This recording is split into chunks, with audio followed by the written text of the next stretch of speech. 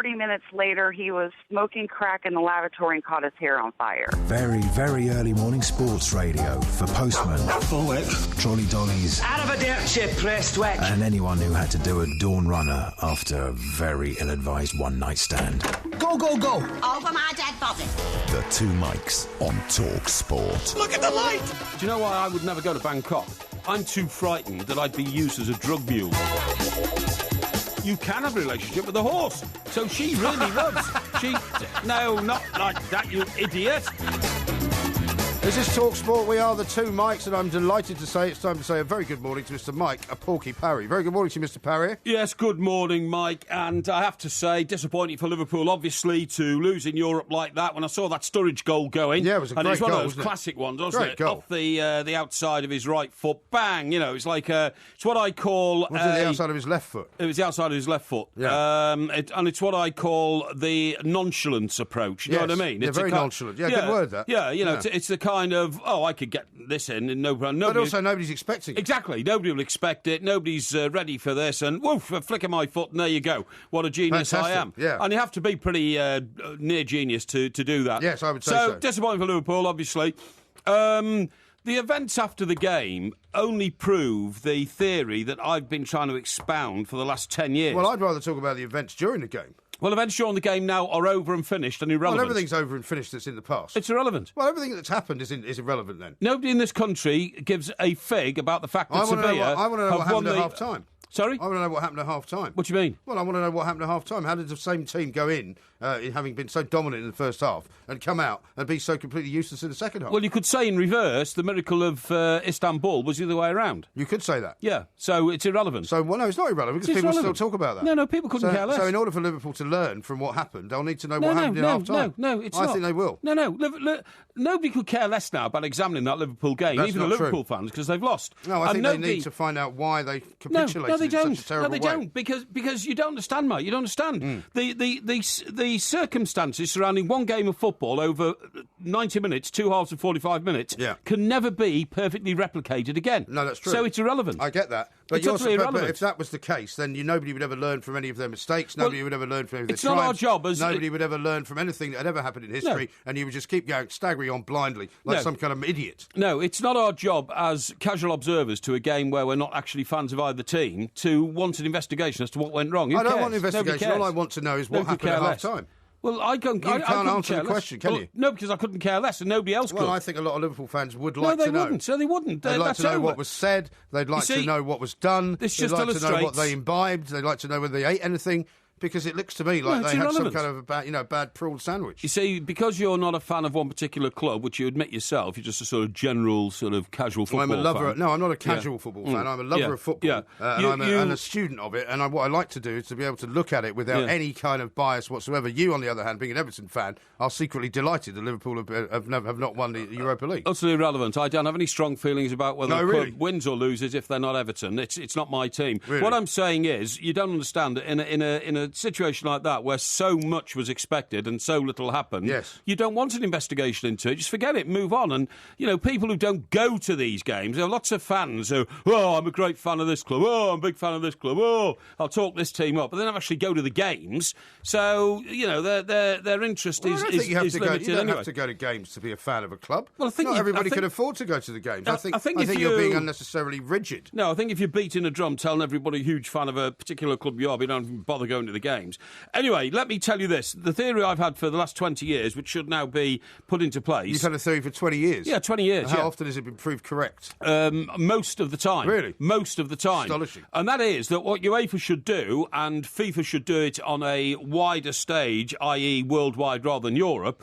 UEFA should have a rotation of 10 stadia, right? Yeah. Which are the only 10 stadia that will ever host finals of European competitions. But I heard a very good explanation as to why, because we were talking about this last night, a good explanation as to why they chose this particular stadium and why they don't sometimes choose bigger stadiums. Yep. And it's basically because they're worried that if it's something like, Shakhtar Donetsk against Sevilla, they can't fill it. No, exactly, but it should then there should be a mechanic to go the other way. And if it's a team like Liverpool who are going to bring 40,000 fans... to change the stadium to a bigger one. There should always be a reserved stadium. I mean, as you well know, the logistics of doing such things very late on, once you know who the finalists are, is very, very difficult to do. Well, it's impossible, to be honest. Yeah, so that's not much of a theory then, is it? Well, it is, because you could have two very close to each other. You've just admitted it's impossible. No, you could have them in the same city. Oh, right, so where's the other stadium in Basel then? Well, there isn't. That's the point. Oh, and that's so what that I'm wouldn't saying. have worked very well then? No, it wouldn't have worked very well, but if you'd stuck to my theory where you have only 10 stadia, so for instance... Oh, so what, you would say you would have either the Emirates or Stamford Bridge? Yes, that's right. Is that what you're saying? Absolutely. And in Madrid, you'd have either the Bernabeu or Atletico Madrid But then Stadium. you could only go to certain places. Well, yeah, of course you could. That's exactly what I'm saying. But that wouldn't be fair. Of course it would be fair. No. Why would it be unfair? Well, because, for example, if the game was going to be played in Madrid, then that would be more favourable to Seville than it would be to Liverpool. Of course it would, but plenty of teams end up playing finals on their home ground. Very rarely. Where did Chelsea win their Champions League? Where did Chelsea? It only happens very rarely. Where did Chelsea win their Champions League trophy? Where did Chelsea win their Champions League trophy? It was Bayern Munich, wasn't it? And who were they playing? They were playing by Bayern Munich. Thank you. Yeah. So that proves my point. Absolutely. Well, no, it doesn't. Not only was it in the same country as their opponents. That's the exception. Not only was it in the same country as their opponents, it was at their opponent's ground. Yeah. So of course it happens all the time. It happens on a regular basis. You just don't read your. Well, when was the other time it happened after that? Well, I've named one. Now you name one. Go on. I don't think I can name one. No, you can't. Of course you can't. Because you can't. You see, because you haven't got your statistics filed up in your head. No, I haven't. Anyway, no, but I can tell you that when, for example, Borussia Dortmund played Bayern Munich at Wembley, then that was a good place for it to be played, because if they played that in Munich rather than in a foreign country, then that would have been unfair. And where did Liverpool win their second European Cup? Their second European Cup? You mean the one in Istanbul? No, the second European Cup. The one in Milan? No, that Kenny Dalglish scored the winner in. No, I don't know. Where? Wembley. Yes. Okay. It's England. Yeah, it's where Liverpool come from, okay? That is where they come from. So it happens all the time. It happens all the time. So you're saying that's a viable opportunity for UEFA to take advantage of? I'm saying it happens that clubs end up playing in their own country on many occasions. Anyway, getting back to the ground tonight. Why don't they just have one stadium where they play it all the time? Well, I'd be for that. I wouldn't have a problem with that. Having a neutral zone? Yeah, or build the European Stadium. I mean, Luxembourg or something. Yeah, exactly. Build the European Stadium in Switzerland or something like that. I'd go for that. No problem at all. I mean, I think actually that the Olympic Games should be played held in Australia every 4 years. Why? And because Australia's perfect for it. The climate's perfect. The country is ambivalent to overseas travel. Ambivalent? Yeah, ambivalent, yeah. So it'd be great. How is it ambivalent? What do you mean it's ambivalent? People like going there. No, people don't like going there. People love going to Australia. No, they don't. People, listen. No, they don't like going there anymore than they go anywhere else. Listen, if you said in future, every 4 years, we're going to have the Olympic Games in Albania, nobody would go. Well, why not have it in Greece? Because Albania's a tip. Why don't you have it in Greece? Albania's full of. Why are you slagging off Albania? Because Albania's a dump. Well, maybe the Olympics. And by the way, I want to apologise to any Albanian listeners. No, well, maybe the Olympics would be a good place to go to Albania because it could boost the economy. No, they always say that. Look at South Africa. South Africa has gone down economically since the World Cup was held there. Okay. Yeah. Brazil is going down the gurgler at the moment, and they haven't even had the Olympics there, but they've had the World Cup. They have. So sometimes it actually takes the economy down, not up. Well, China was doing okay anyway, and they're still doing okay. They've just bought Aston Villa. They have just bought Aston Villa. Now, have you heard about the guy that's bought Aston Villa, by the way? Yes, he's got a huge fortune. He has. He's only paid what he's made it out of? Sorry? You know what he's made it out of? He's made it out of the media, hasn't he? No, he's made it out of that stuff that they always put into Chinese food that people always complain about. Oh, what's that called?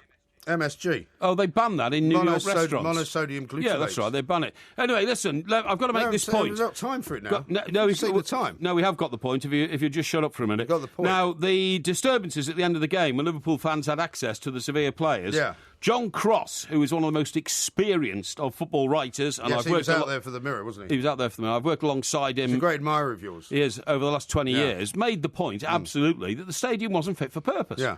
And, of course, you don't give any credence to fans who misbehave in any stadium. But anybody who's been to an overseas stadium where the organisation was hopeless, where the stewards couldn't control things... Well, why should they have to? The reason they have to is because of the utter chaos and confusion that's created inside that stadium. No, it's because of the chaos and confusion created by the people who wish to misbehave when they go to a sporting event. No, you don't understand the mechanics. Going to a football match does not involve fighting, does not involve abusing people, does not involve shouting, pointing, no, of course it doesn't. Getting worked up and committing mischief. No, of course it doesn't. You want to hear what John Cross said? Yes. 3/4, if not more, of the stadium was Liverpool. There was a little pocket there in one of the corners with Seville. And I think far too many Liverpool fans were obviously allowed to get into general areas, too close to Seville areas. The segregation was poor. that led to kind of some scuffles and fighting before the game kicked off. And there's really poor segregation, I think, in organisation throughout, to such an extent that basically, obviously, Liverpool felt somewhat hard done by at the final whistle, rightly or wrongly, which I'm sure we'll mention in a moment. But some of the Liverpool fans were able to get as close to the Seville players to confront them as they went up to go and get the trophy, telling them exactly what they thought of some of the refereeing decisions and the decisions that went against them. So, John Cross says that there were problems in the stadium. We'll talk some more about that in a moment because we have run out of time. Yeah, because you've been blabbing on about I've been asking non-relevant matters. Legitimate questions. Kojak says this, that's right, Porky, play it cool. Keep your utter delight at Liverpool's loss under wraps. But then he goes, This is Talk Sport. Nonsense. The Two Mics. Simulcast across the UK on Talk Sport and Talk Radio.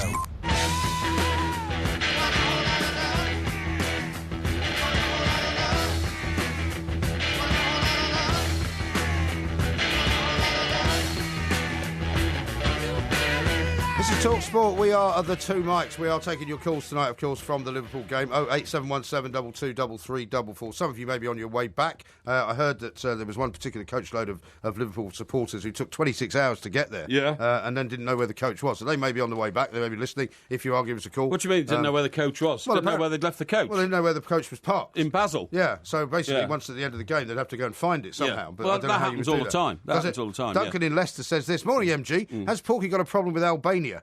No. He says, first of all, he didn't want them in the European Championship. Yeah. Now he's saying it's a tip. Has he been there? My wife has, and she said it's a beautiful country. Well, parts of it are beautiful. I've been to Romania, and Romania's kind of going down the same road, but Romania's improving.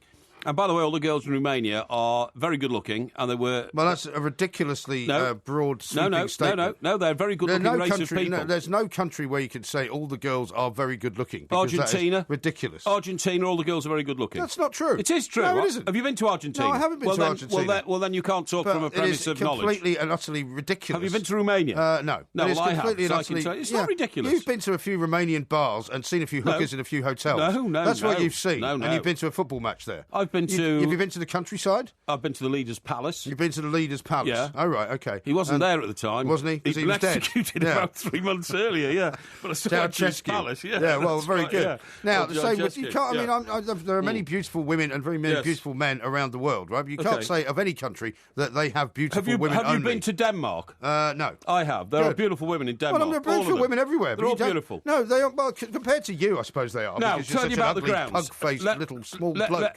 Let's talk to... I'm not going to respond to that. What? Just pathetic little insult. Oh, just right, a little dig. You spent the whole year calling me a fat, four-eyed oaf. No, I don't. Right, and whenever I occasionally say something nasty to you, you don't like it. Let's talk to Graham. In fact, I'll tell you what, let's talk to David first. We'll come to Graham in a minute, who's a Liverpool fan. David, a very good morning to you. Good morning, Mike. When Liverpool lost to Sevilla, I wasn't at all surprised because they've been doing this in the Premier League, going 2-0 up against Newcastle, 2-0 up against Sunderland, 2-0 up against Southampton. What happens? Then they go and lose or they draw the match. I mean, they lost 3-2 to Southampton, 2-0 up. It's a bit different, though, from just your regular run-of-the-mill Premier League game. This is supposed to be the game of their lives, isn't it? What is the point you're making here, David, please? They can't hold on to a lead. They can't defend. And I thought Jurgen Klopp was brought in to improve them defensively, and they were absolutely shambolic in the second. Well, he hasn't had a chance to buy any players yet, really, has he, to rebuild his defence? And also, you shouldn't have been surprised they lost a cup final. He's got a history of losing cup finals. That's the fifth cup final he's lost. Exactly. But, I mean, where was the spirit that took them to the 4-3 win against Borussia Dortmund? It just wasn't there. Well, you can't bottle it, You can't bottle it. And you've got to remember... But you should be able to... That's just partly going back to what we were saying before about what happens at half-time. I mean, whatever the half-time conversation was against Dortmund should have been replicated last night. Sevilla almost owned this competition, David, remember? And that's why I predicted they would probably win it. Not because I'm anti-Liverpool, but they know so well how to turn a result in the final of the UEFA Cup that it was no surprise to me. Let's talk to Graham, shall we? Yeah, OK. You don't want to talk any longer to David wasn't making a very salient point. I don't know why you're getting so nasty with the listeners. No, let's talk to Graham then. Graham, hello. Hi, how are you doing? You OK? Yeah, very well. What would you like to say? Well, as a Man United fan, I just think the Liverpool players and the fans have got a little bit excited too soon. So they've done fantastic. I was there at the United game at Old Trafford. They did very well to beat United. Then they beat Borussia Dortmund. Yeah. And then the amount of stick I took as a United fan when, obviously, United couldn't make the Champions League. Yeah, Graham, with the greatest respect, don't you think you should be rather worried more about your club and all the problems that Louis van Gaal has brought to your club? Why are you giving him a hard time? He's from the station, he wants to give his view. But I'm an Everton fan. I don't spend time, deliberating and worrying about Liverpool. I'd prefer to worry about who our next manager is going to be, and you should be worried about why your club can't get Jose Mourinho I'm sorry about this, Graham. to get in there and provide you with a decent manager. Well, I think your club needs to look at a decent manager first as well. I agree. I think what as a United fan, I took a lot of flack. So the fact we're still potentially going to win a cup, I can still talk a little bit. All right. So I just think James Milner said at the end of the game, we weren't thinking of the Champions League, it was the cup, which is absolute nonsense.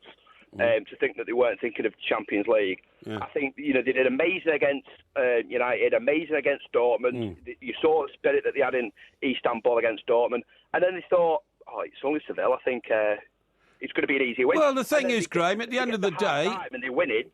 Yeah, but at the end of the day, you and Liverpool have got one thing in common. Neither of you are going to be in the Champions League, are you? So I don't really know what you're bashing on about here. Because he's entitled to have a view on the Liverpool game. What is this, a moratorium on failure? Graham, I tell you what, just ignore him for a minute and you and I can have a sensible conversation. He's obviously trying to disguise his happiness at Liverpool going to Basel and having such a terrible night. So, I think you're absolutely... I actually agree with you, Graham. I think they did. I think everybody believed that Liverpool were going to beat Sevilla. They didn't take into account... I didn't. No, I know you didn't, but a lot of people did. That. But most people did, and most people actually... most people didn't, no. Well, stop arguing with everything I say and let me talk to the What a stupid general statement. Most people thought almost Liverpool every would win. pundit on TalkSport, almost every pundit on the television... Well, they were all wrong. Especially, yes, well, that's quite often the case. All believed that Liverpool would win. They were the bookies' favourite, right? Yeah. And Graham, I think you're absolutely right. However, it still doesn't quite explain how the change in the way that they played from the first half to the second half was so dramatic, does it?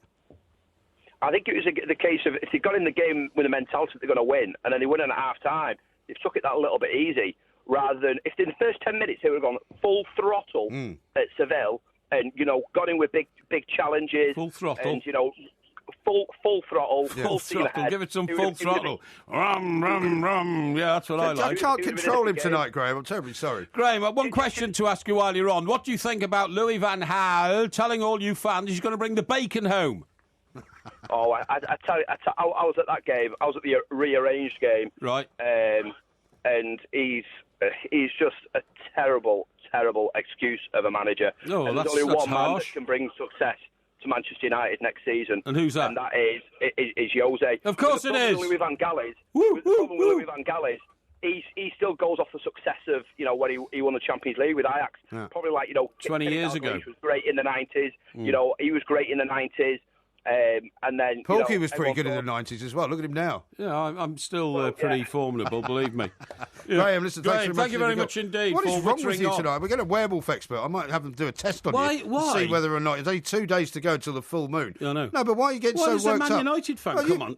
Waste his time telling us what he thinks about Liverpool. He's interested in football, and he's entirely entitled, as is anyone who rings this radio station, to talk about football. It's what we do. Getting back to the grounds, it's what we do. Getting back to the grounds. Yes. There should be 10 grounds in Europe which are.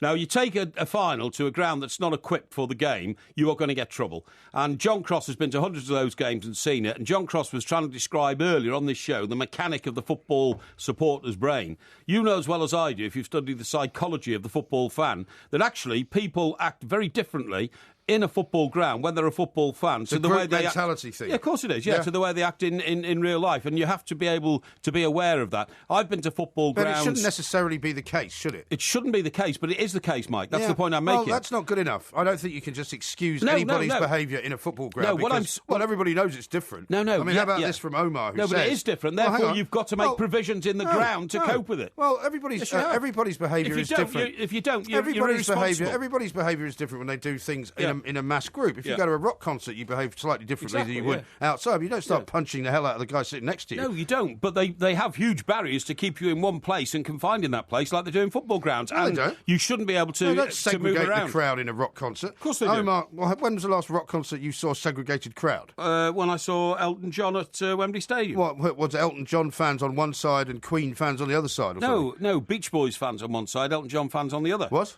Yeah, there's Elton John and Beach. You're telling me seriously, with a straight face, that they segregated the fans? Yes, they did, yes. You're off your rocker. No. You've obviously been on the funny juice again.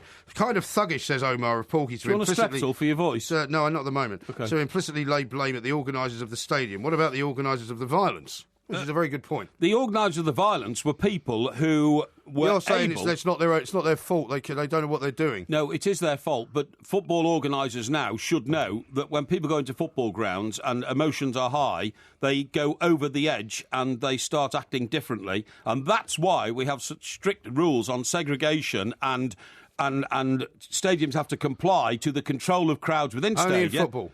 Only in football, I agree. And that's why clubs get fined for allowing fans to misbehave, because they don't regulate them properly. Right. That's what you've got to do. Well, I just think it's a shame that they have to be regulated in that way. It is a shame, but it happens. If you didn't make allowances for that, there'd be no football. It's the way people behave in crowd situations. Not in every crowd situation. It's the psychology of the human being. That's my point. Paul says this: how could Porky go on about watching their team when he didn't watch his own Everton? What a plank. I go to every game, by the way. I'm a Leicester fan. And he says, top show. I bet you there's a lot of people these days who claim I'm a Leicester fan and go to every game. I bet there weren't many Leicester fans claiming that this time last season. Well, I'm sure all the Leicester fans that went this time last season and went all season this season... It's the psychology of the football fan. Have said the same thing. What, you're saying Leicester fans are liars? No, I'm not saying that. What I'm saying is the psychology of the football fan is that everybody jumps on the bandwagon of success. That's why I don't become one of them, and that's why I have a neutral perspective. Everybody wants to cast off the coat of failure.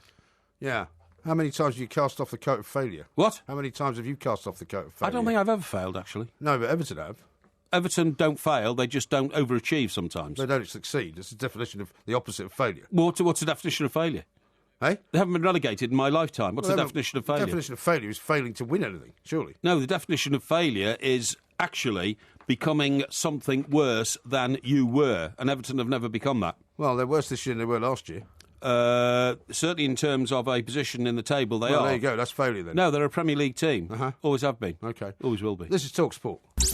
The Two Mics, simulcast across the UK on Talk Sport and Talk Radio. That you seem particularly, I don't know what you would, animated this evening. Animated? Here's one from Ronnie. Yes. He says, good man, Mike Parry's taking no nonsense from listeners. You've got to be blunt with some of these. Exactly. I know Mike Graham secretly likes it. Absolutely not, Ronnie. I detest it when Mike Parry's rude to people on the show. I'm not rude. I'm just asking them not to waffle and waste our time. Waffle? Do you mean waffle? Waffle, yeah. Adrian says, why does Mike Parry sound gobbier than usual tonight? Gobbier than usual. And Taxi Man says something which I can't repeat then, is shall we say, incredulous at your claim that there was segregation at an Elton John concert. Yeah, it was, I saw it. Aaron says, well, you would presumably segregate from you. No. Good God, has Porky been on the Red Bull, as he sounds like a hyped-up Papa Smurf tonight? No. I feel sorry for the callers so far. Yeah, well, actually, funny, on that point, let me tell you about being hyped up and all that. Yeah. Now, we just played that song, Lucy in the Sky with Diamonds. Yes. That, of course, was banned by the BBC Funnily when it enough, first came out. recorded by Elton John as well, wasn't it? It was, funny enough, recorded by Elton John, you're right. Yeah. But that was banned when it first came out on the Sgt. Pepper's album in the Summer of Love in '67 because the BBC were insistent that Lucy in the Sky with Diamonds stood for LSD. Yeah. And LSD, of course, is a shortened version of the word for lysergic acid diethylamide. Is it? Which, of course, is the LSD tablet that people I think if you'd ever asked me what LSD stood for, I would never have been able to say that. Well, I've known that for all my life. Why have you known that? Because I just do. Have you ever taken LSD? No, of course not. Why not? No, well, because I'd be too terrified of going You mad. haven't been offered it? No, I don't think I have. No? I might have done, I don't know. You but sure? Yeah, I don't think so. I don't think I've taken it. I might have done in California or something. But anyway... You might have done. I think you'd know if you took LSD. Well, I think you probably would, yeah. Now then, what about this? You ever taken uppers? No. You sure you didn't take any before you came in tonight? No, definitely not. Definitely not. Now, an hallucinogenic chemical, which is found only in magic mushrooms, and this comes from reading one of my journals, The Lancet. The Magic Mushroom Weekly. Yeah, The Lancet, has relieved severe depression in previously untreatable patients. Scientists at Imperial College London induced intense psychedelic trips This is some kind of treatment, this, isn't it? A lot of drug use, a lot of drugs that have become, what you would call recreational drugs, first began as kind of, treatment for patients in various ways. And they were found ecstasy was a psychological drug. That's right. For patients. And a lot of them were found by explorers in the Amazon forest, The Amazon forest? Yeah, we didn't know about it before. Is that near the Amazon jungle? Yeah, the Amazon jungle. Well, the same thing, isn't it, the Amazon forest? Well, I think the forest and the jungle are probably slightly different. No, the Amazon forest... look at the new forest. You wouldn't call it the new jungle, would you? Listen, mate, the Amazon forest is the Amazon. It's not the Amazon jungle, it's the Amazon forest. It's the world's biggest forest. Well, the Amazon's the world's biggest river, isn't it?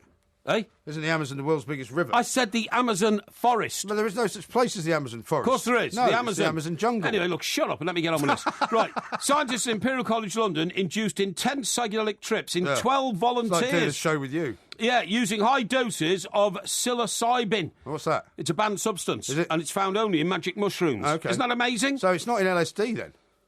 Eh? It's not in LSD. No, but these are hallucinogenic drugs of the same sort of ilk, you know what I mean? Now then, a week later, all these 12 people who'd been suffering chronic depression for months and sometimes years were free of depression. And 3 months later, 5 still showed no symptoms of the illness. Hang on, how many started off with depression? 12. 12? Yeah. So 5, 3 months later were cured? Yes, completely. Right, so that's less than 50%.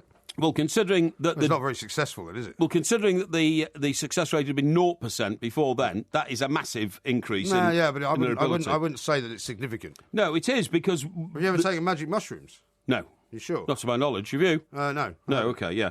Anyway, look, what I'm saying is they will now treat these people again to see how they can make it a permanent cure, you see what I mean? But it's a fantastic thing. Drugs are used, if they're used correctly, can be very, very beneficial to people who are suffering from certain things. I mean, that's why in America, at the moment, in some places they're making medical marijuana accessible to people. Exactly. Because they say it does very well for them. Funnily enough, I'm going over there at the weekend. I'm going to see my mother. You are? Because my sister's got a friend who went to Colorado and brought her back some marijuana oil. Oh, great. Which apparently is sold, absolutely regular. Except for arthritis? Yeah, well, it's for pain, basically. Yeah, OK. But you can't buy it in lots of different states. And but she gets pain when she sees you walking up the driveway. No, she has pure joy on her face. Yeah. Unlike your mother, who thinks, oh, my God, he's turned up again. Anyway. So, what do you mean anyway? I'm telling you a story about my mother. But you're interrupting the report on psilocybin. Well, you can get back to that in a second. What I'm saying is that, she says that this stuff is very, very helpful to her. Good. And when she does feel pain, she can rub this stuff on her, and it's great. Now, it's illegal in almost every state in America, apart from 2. Well, you see, you've got to be careful. But they're learning more and more things about it. Well, I'm very pleased about that. Good. Now then, psilocybin... You got a present yet, by the way? I'm working on it. Right. Now, psilocybin is believed to relieve depression by targeting chemical receptors in the brain and disrupting the sense of self, which is overactive in depressed people. Well, you've got a very overactive sense of self. Hang on. The scientists did not rule out the possibility that the trip, because it's officially called a trip, could have caused an awakening of the kind achieved by spiritual teaching, which also helped lift depression. So this is brilliant. So the thing is... Why is it then illegal to go around in woods harvesting magic mushrooms and eating them on toast? It's not. It's only illegal to sell them. Oh, I see. I mean, you can pick as many magic mushrooms as you like and do as many things with them as you want. Yeah. So when you start selling them, it becomes a problem. Now, you see, the problem is with LSD, lysergic acid diethylamide, is that if you get a good trip, then it's brilliant, isn't it? You feel ecstatic. So they say. If you get a bad trip, you sometimes end up throwing yourself off a building, which is not so good. But that doesn't happen very often. I think that's kind of newspaper. That's kind of newspaper black and white about drugs. There's this apocryphal story, isn't there, about the person who took LSD, thought he or she was an orange, and started peeling herself with a knife. Yeah. What, and turning herself into a pair of shoes? No.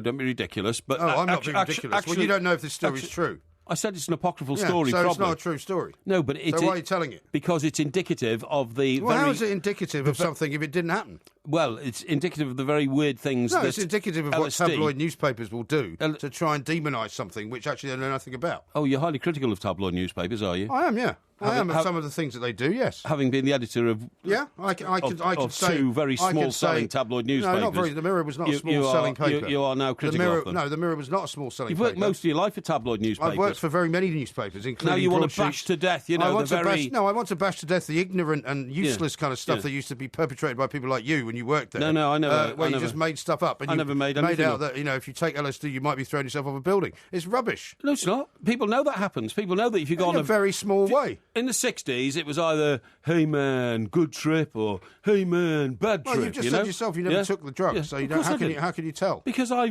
studied the lifestyle of people in the 60s. I have.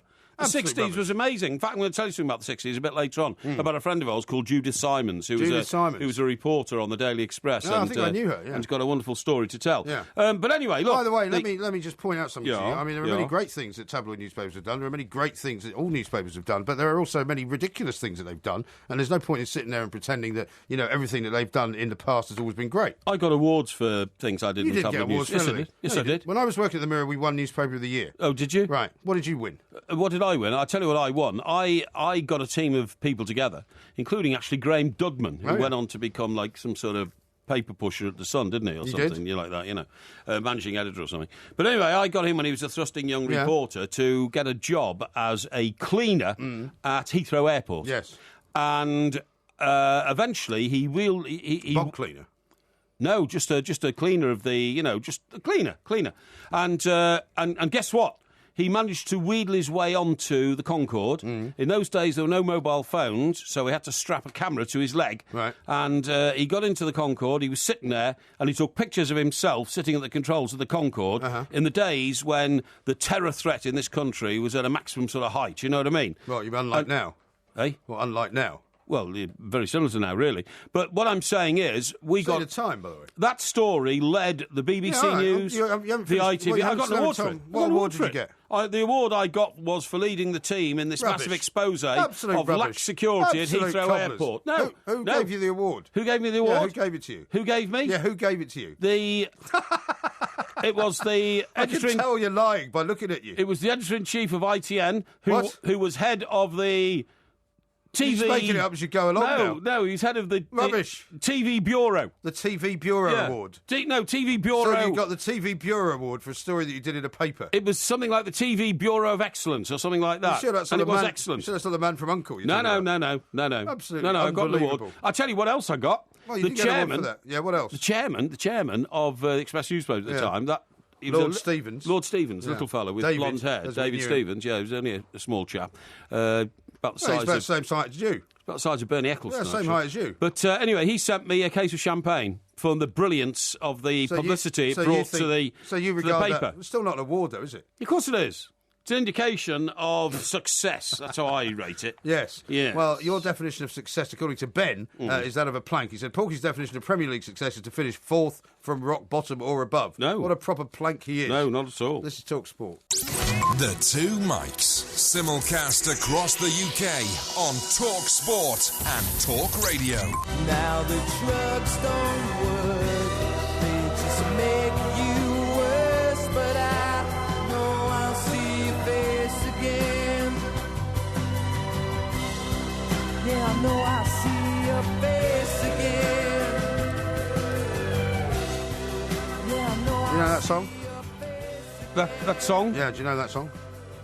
You must know that song. No, I don't know. You've never heard it before? Well, I might have heard it, but I'm not familiar with it. What is it? It's called The Drugs Don't Work. Drugs don't work, yeah. Well, I mean, that depends. By the Verve. By the Verve, oh, yeah. OK. Well, that depends. Now, did they write that seriously to sort of protest against people taking drugs and abusing their bodies? Well, I think the point was that, the drugs, even when you take them, don't do what you want them to do. Well, it depends, doesn't it? I mean, more philosophical, I think. Yeah, well, like the old... I don't think they were having a go at drug takers. The old throwing themselves off buildings. No, and being generally, right, bad members of society. No, that's true. Are you going to start coughing? No, I'm not going to start coughing. No, because you haven't coughed much this week at all. No, of course having given you a cough to me. The thing about... I've been coughing all day. The thing about the LSD thing is you don't know if you're getting a good trip or bad trip, man. You know what I mean? Well, I don't know if that's true either. I mean, I've spoken to a few people who've taken LSD. Yes. And some of them had wonderful times with it. Most people didn't do it for very long. A couple of people just took it once in a while. Yeah. And, I would say the jury's out on it. I mean, I don't particularly wish to take anything which is going to give me in some kind of... Neither do I. Some kind of psychedelic experience. It's outrageous. I don't want to take drugs. It's banned and you shouldn't take banned drugs, full stop. Now, Liam Wiggin says this cannabis oil is reported to be very helpful for children with autism, apparently. Hopefully more research can be done. Right. Robbie says the only way Porky would take magic mushrooms is if they came in a tin. Yeah. Well, which I I think would is very good. I would if they came in a tin, because then I'd feel they'd been processed and were acceptable as... Do you eat tin mushrooms normally? I bet you do. No, I don't like bet tin you mushrooms. do. No, I don't, honestly. Are you sure? I can't stand tin mushrooms. Because when I was a student, I used to buy tin mushrooms. What, have them on toast? No, you'd put them in spaghetti bolognese. Oh, no. I get fresh up. mushrooms. I love fresh mushrooms. Do you? Yeah, I love them. Yeah, I'll take you on a mushroom picking day. I wouldn't dream of it. Supposing I picked a toadstool that poisoned me. Well, you can have a guide, so you make sure you don't do that. No, forget it. You could get a rogue toadstool. A rogue toadstool. How about this from Roy? Because I've spent many days in the Orinoco Delta in Venezuela, and here's me thinking I was in the Amazon jungle. Little did I know. Well, the Orinoco Flow. Orinoco Flow, that was a record by Enya. That was. Very nice one. She's Irish, isn't she? She is. She's very good and plays the piano well. She's worth a fortune. Do you remember she was in about your 85 million, Sunday Times something like that, list, yeah. So unbelievable. Orinoco Flow, Venezuela, is not the Amazon.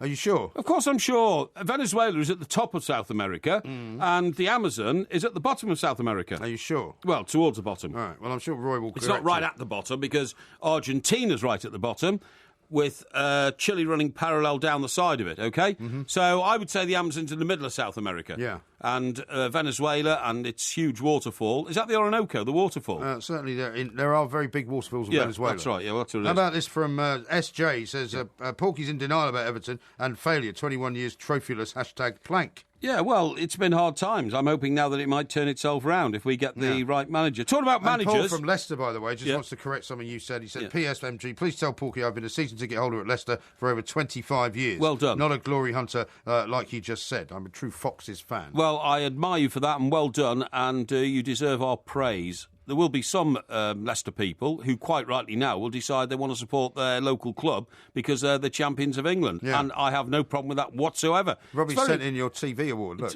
Oh, yeah, that's great. From the TV Bureau. The TV Bureau, yeah, that's good, yeah. I'll have to retweet that. We'll have to retweet that so our listeners can see what you're mockingly referring to. Listen, what about old Brendan Rodgers? What about him? Football managers. Yeah, he's off to Celtic, it would seem. Well, I saw... Is it Desmond Dermond, the owner of Celtic? Dermot Desmond, yeah. I saw him being interviewed today on the golf course. Desmond Dermot. How do you manage it? I saw him being interviewed today on maybe it's Roger Brendan's that's going to Celtic. On a golf course, and he said they've interviewed a lot of managers, but it looks to me like Brendan Rodgers could be the favourite. But the issue here is an amazing one, because I read a claim in a paper that used to compete against, the Daily Record. Daily Record, yeah. That says... Very fine paper, used to be. It says that if Brendan... It was run by old Coxey, wasn't it? It was indeed, yeah. He was my sworn enemy. Yeah, we were still talking about Peter Cox. Yeah. He was another small Napoleonic type figure. Yeah, well, he got very fat, actually, after he left. I worked with him at The Sun for a while. Yeah. He was the night editor, and he went off and he got very fat. He had a very attractive young wife. Yes, he did indeed. Yes, caused him a few problems. Well, we can't probably tell those stories. No, we shouldn't tell those stories. We shouldn't. No. He went off on holiday, Save didn't it for the live show. Went off on holiday, came back to a bit of a shock, really, and that was... something to do with, like, his job and his marriage and all that kind of stuff. But we don't go into that. We don't want to go into that, no. Anyway, what I'm saying is, the Daily Record story says that if Brendan Rodgers takes the Rangers job... the Celtic job, yeah, you can't make that mistake. Please, when we go to Edinburgh, right, we're going to the Edinburgh Festival, and I know that that's on the other side of the country. That's right, yeah. But then we're going to go to Glasgow probably in December. Yeah. I really don't want you mixing up Celtic and Rangers. No, I'm not. It's a very bad idea. I'm not mixing it up, don't worry. If he takes the Celtic job, it is claimed in this story that he might have to forfeit £10 million. Really? Being £5 million a year, the remaining 2 years of his Liverpool contract. Hey? Yeah. What do you mean? Well, it says, the story says, right, and I don't have any information myself. I'm telling you what the story says. He's not still being paid by Liverpool.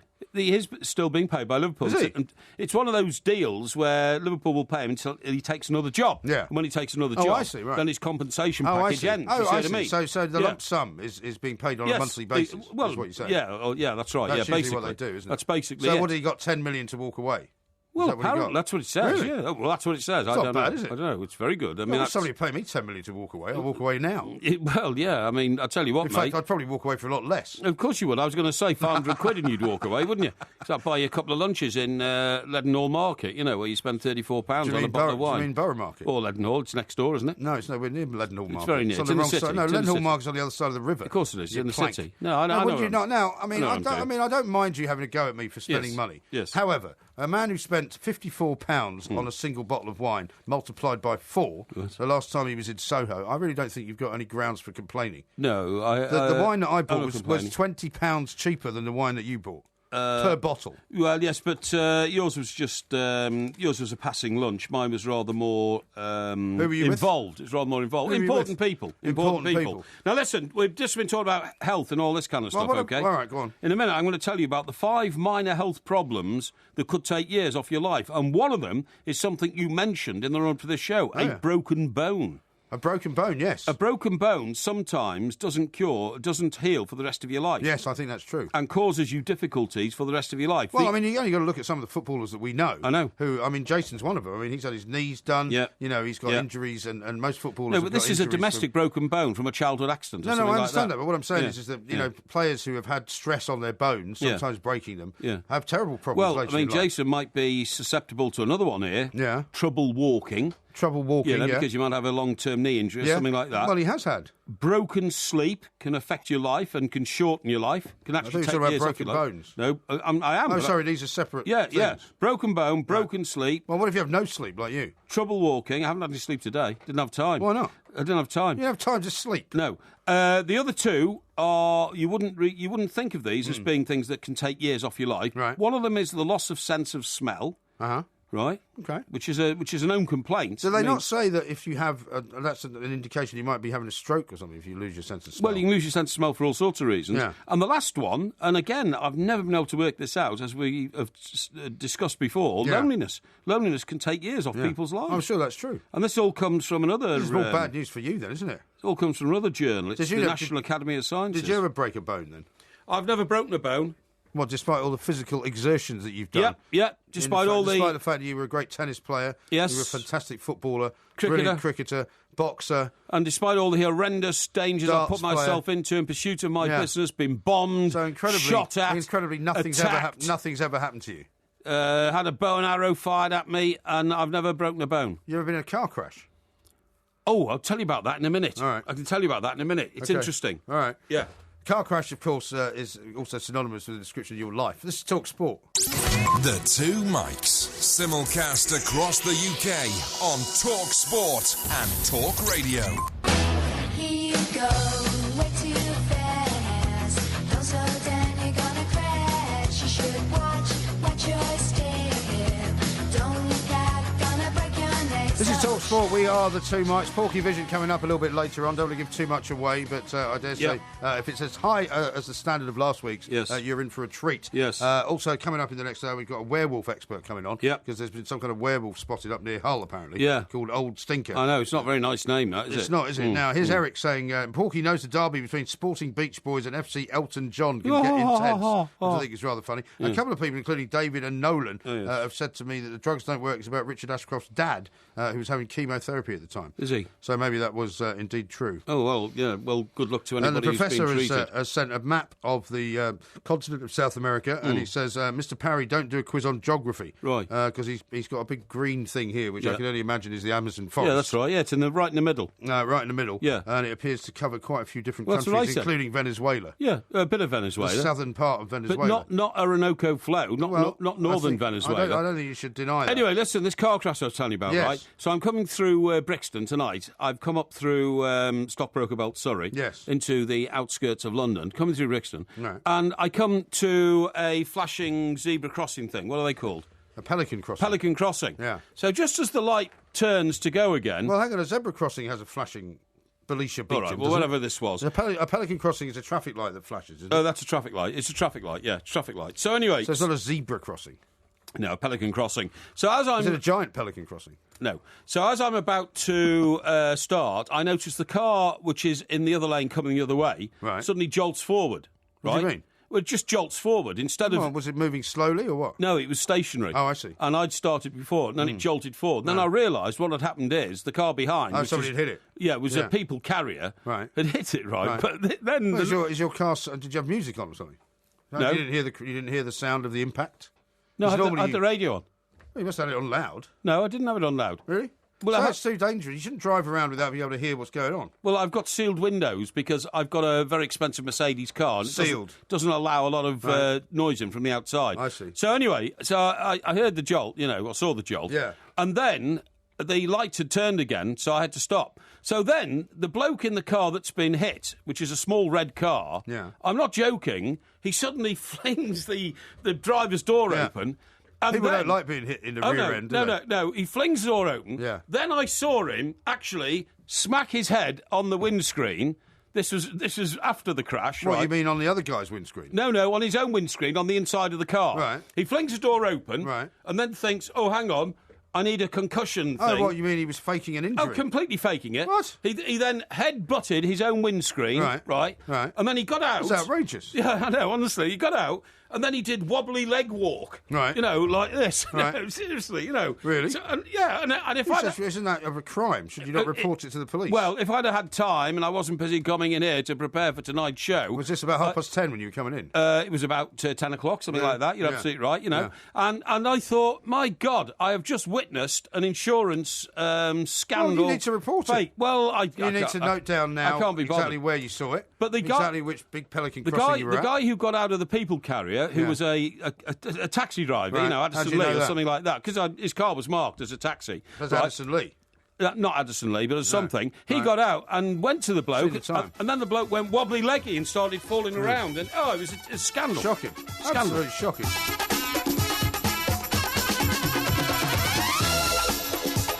This is Talk Sport. We are the Two Mics. There will be a podcast coming out a little bit later on, of course. The Porky Quiz tomorrow night, by the way, is on Pirates, if anybody's not sure exactly what's going on with that. The independent quizmaster's already working on that one. Brendan says this: my 13-year-old daughter fell on her coccyx 2 years ago after falling badly while ice skating. Oh, dear. It still gives her grief now, talking of broken bones. That's right, yeah, of course it can. And Jacob says, I learned a new word today, ambivalent. Can't find it in a dictionary, though. Yeah. Thank you, Mr. Parry. Yeah, OK, that's all right, fine. Guess what I've discovered? What have you quite discovered? Funny. You know, I'm quite interested in sort of dictators and that sort of stuff, you know, historically. You know what I mean? You know? No, I know you're unusually interested in dictators. No. I always thought... You see, old Donald Trump's come out and said he's going to open up some dialogue with Kim Jong-un in North Korea. Really? Yeah. This should be an interesting conversation. The world's most brutal country. Well, what, America? No, North Korea. Do you know, by the way, I know for a fact from my contacts in the sort of intelligence services that... the bloke down at the old Gosport Yacht Club, the Admiral. No. That America, even if they had the opportunity to liberate North Korea from the horrendous... From the yoke. Yeah, the horrendous gulag that it is, wouldn't do it anyway. Right. It's strategically very necessary to have a place like North Korea in the world. They like to have a bad guy. Yeah, exactly. There's no point if you don't have a bad guy, you've got to find a new one. No, exactly. You've got to have a bad guy because you've got to be able to prove... And Iran is no longer the bad guy. No, that's right. You've got to prove how good you are. But anyway... I think that's the problem. I just don't want to get too serious here, but I think that's the problem with the Islamic State for America, because there's no guy. There's no Osama bin Laden figure. No, it's just a load of people in sort of black clothing. Yeah, that's right. They're driving around in Toyota Land Cruisers with flags, you know. That's right. There's no guy that you can go to and go, no, that's him. No. That's the bad guy. You're absolutely right. So the guy I was going to tell you about is Pol Pot. Yes. Now, Pol Pot was the madman who took over Cambodia. Yes, he did. And decided to go to year zero. Yeah. So the first thing he did was empty all the cities. Yeah. I mean, literally told people, get out of cities. The stuff that went on there was awful. Oh, shocking. And they all had to go back to the land and live in huts and... be re-educated. And be farmers and all that. the thing that amazes me about all of these horrors is that you seem to find them very amusing. No, I don't find them amusing. It's just the weird things these guys do. So he then said, we must kill all the intellectuals because... You're a bit all right. Yeah, that's a bit harsh. Because the problem with intellectuals is that they have a free-thinking brain. Yes. And people like Pol Pot only want you to praise them. Well, there was a certain former boss of ours who used to have that as his nickname because it was quite similar to his real name. His name was Paul Pot. No, you don't have to give his name away. His name was Paul Pot. Yeah, I know it was. So we're not accusing him of having been a dictator, just that his name was very similar. Well, he did have dictatorial tendencies. Anyway, so the reason I'm telling you this is because he was born on this day in 1925, Pol Pot. Fortunately, he died in 1998. But the one thing he issued when the revolution came, was, we kill all intellectuals, you know? And do you know what he classified as an intellectual? It's amazing that you find this funny. Anybody who wore glasses. Anybody who wore... So presumably, that is a bit of a bad prejudice, isn't it? But I bet you if you were around in those days, you would have immediately removed your glasses. Well, the problem to prove is... the point that you were not. No, the problem is he didn't bother telling anybody. So it wasn't like they issued, a dictum, right, nobody wear glasses no more, or anything like that. All they did was... They just got these, rounded up everybody. Yeah, they got these army lorries, started driving up and down the street. So anybody who wore glasses was immediately nicked off the street, put in the back of a lorry, whipped and beaten, and then buried alive or sent to a gulag to be re-educated without his glasses. Absolutely unbelievable. I know it's a bit difficult to be re-educated if they're asking you to re-educate yourself by reading the texts of Pol Pot. Yeah. But if you've taken your glasses off, you're blind and you can't read it. So it's unbelievable. Absolutely unbelievable. Bit of a non-winner, that one. Yeah, indeed. Yeah. Now, here's one from, where are we? Sorry. Speaking of stroke, says Kevin. Right. I remember when you asked Porky if he ever smelled toast, and he said, I smell it all the time. Yeah. Do you remember that? What do you mean? Well, one of the things apparently that's a harbinger of you possibly having a stroke is that you smell the smell of burning toast. Well, I don't smell it. Well, no, I never said that. No, I'm not saying you said it. I said that that's apparently one of the signs that you might be about to have a stroke. But I you like said, the smell of toast, don't you? Well, yes, but my point is you didn't quite understand the context in which I was explaining it. Yeah, no, I don't. You smell burning toast when there isn't any, as opposed to you smell it when there is. I don't like burning toast. I don't smell it. I love the smell of toast. How many toasters have you got? 2. 2? Yeah, one takes... Are you sure? Yeah, one takes 4 slices of bread, and the other one takes 2. Are they in the same place or in 2 different places? They're in 2 different places. Okay. Yeah. So why do you have the 4 in one and 2 in the other? Well, I'm more likely... Do you like more toast in one place than the other? I'm more likely to use more toast in one place than the other, that's Why? all. Well, just because I have more time in one place than the other, you see. Right. So where's the 4 toaster then? The 4 toasters in Surrey, and the 2 toaster is on the coast. Oh, okay. Yes. Well, why do you not like so much toast when you're down at the seaside? Actually, I've just remembered. I've got 2 4 toasters. I replaced one. I remember I did. Sounds like one of those. Do you know I did? Sounds like one of those conversations about a football. Plan. Actually, I can tell you this is quite interesting. I went to my walk-in wardrobe in my place, my penthouse on the coast. Right?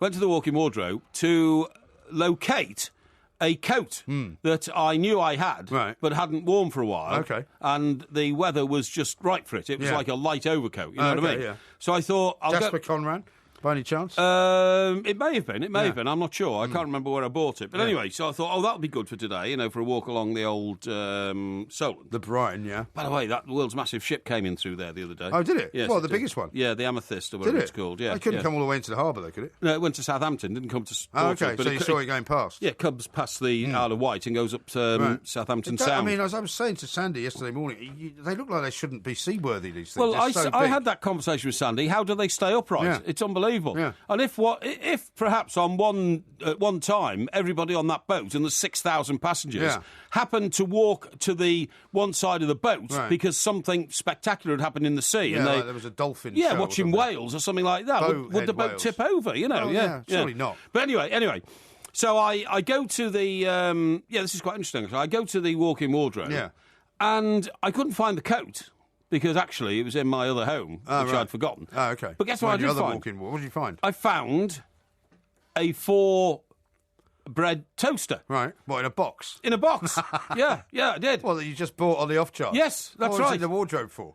Well, I must have stored it there because Why? what happens is sometimes... doesn't your walk-in wardrobe have kind of hangers and various drawers for things? Oh, yes, so but... where would you put a toaster? It was on the floor. Oh, okay. It was on the floor. So it's a bit of a dump, this place. No, not at all. What else is on the floor?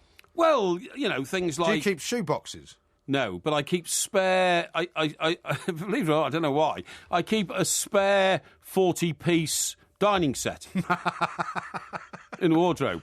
Why? In case I break a plate with the one I've currently got. 39 people show up, unannounced for dinner. No, not really. But anyway, the point is, what I always do is, right, if I'm walking around Debenhams or something like that, and I see an offer on toasters, right, I say to myself, well, my toaster's not going to last forever. Yeah. So what I'll do is... buy a new one. Yeah, buy a new one. But then if you leave it there for such a long time, it might not work anyway. No, toasters, believe it or not, don't go out of fashion. What do you mean? They don't go out of fashion. Well, it's not a question. You don't have a fashionable toaster. You have a toaster. No, yeah, but they don't go out of fashion. What do you have a fashionable toaster for? Well, the shape never changes of a toaster. You can't improve a toaster. Well, there are expensive toasters and cheap toasters. Well, of course there are. But so anyway, so I bought it. I used to have a DeLonghi toaster. Oh, DeLonghi. I've never heard that one. So anyway, so for a while, I was thinking to myself, this toaster's too small, and it's almost like God had smiled on me when I went to the walk-in wardrobe and found a toaster twice the size of the one I already had. So now you can have 4 pieces all at once. I can have 4 pieces all at once. Fantastic. I know. So glad you told me that. And what do you think I did with the first toaster? You threw it in the bin? No. I had it to the bums. No. I had it cleaned and tidied up. You had it cleaned? And put it back in the box. What? And it's back in the wardrobe in case the What first do you one... had it cleaned? Well, who cleans toasters for you? I had it cleaned properly. I had it steam cleaned. No, it's steam cleaned. At electrical retailers. You can get them done. No, you can. You can get your toaster done. Why? Seriously. Why would you? Well, because I wasn't going to store it while there might have been a few little crumbs in the bottom, because you have to make sure you get them all out. How much does that cost then? £15, I think. 15 quid? Yeah, I think so, yeah. To clean a toaster? To clean a toaster, yeah. Unbelievable. You can get them cleaned. Absolutely incredible. And that's in case... You see, my thinking is this. Yeah. The bigger the toaster, the more parts there are to blow up. And if the toaster blows up... And by the way, it's dangerous. It's dangerous having a toaster that blows up because it sets off the fire alarm. It's happened to me before. Well, it's very dangerous if anything blows up. Yeah. Unbelievable. We've got lots more to do, including, actually, listography. We've got to figure out which 3 things we're going to be talking about tonight in our homage to the new day. This is Talk Sport. The Two Mikes. Simulcast across the UK on Talk Sport and Talk Radio. I thought I'll have a toast. A little piece of toast. They say if you can smell toast, you might be about to have a stroke. Well, I smell toast all the time. I love the smell of toast, don't you? What do you mean you smell it all the time? When you smell toast, you put toast in the toaster. I'm talking about when you're not making toast. Oh, no. Well, like when you're walking down the street and you smell toast. Oh, you can't be mad. I thought you meant that you smell toast when you put it in your toaster, you fool. What are you laughing at? What do you expect me to think? What do you because think it's not about smelling toast when you're actually toasting bread. Well, when else would you smell toast?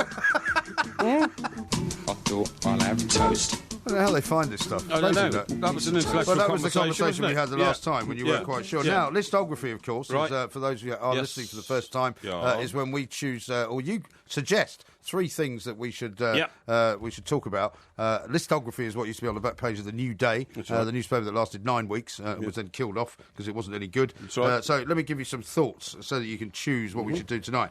How about your 3 favourite insults for each other, says James. 2 Mikes FC says reasons to be cheerful, 1, 2, 3.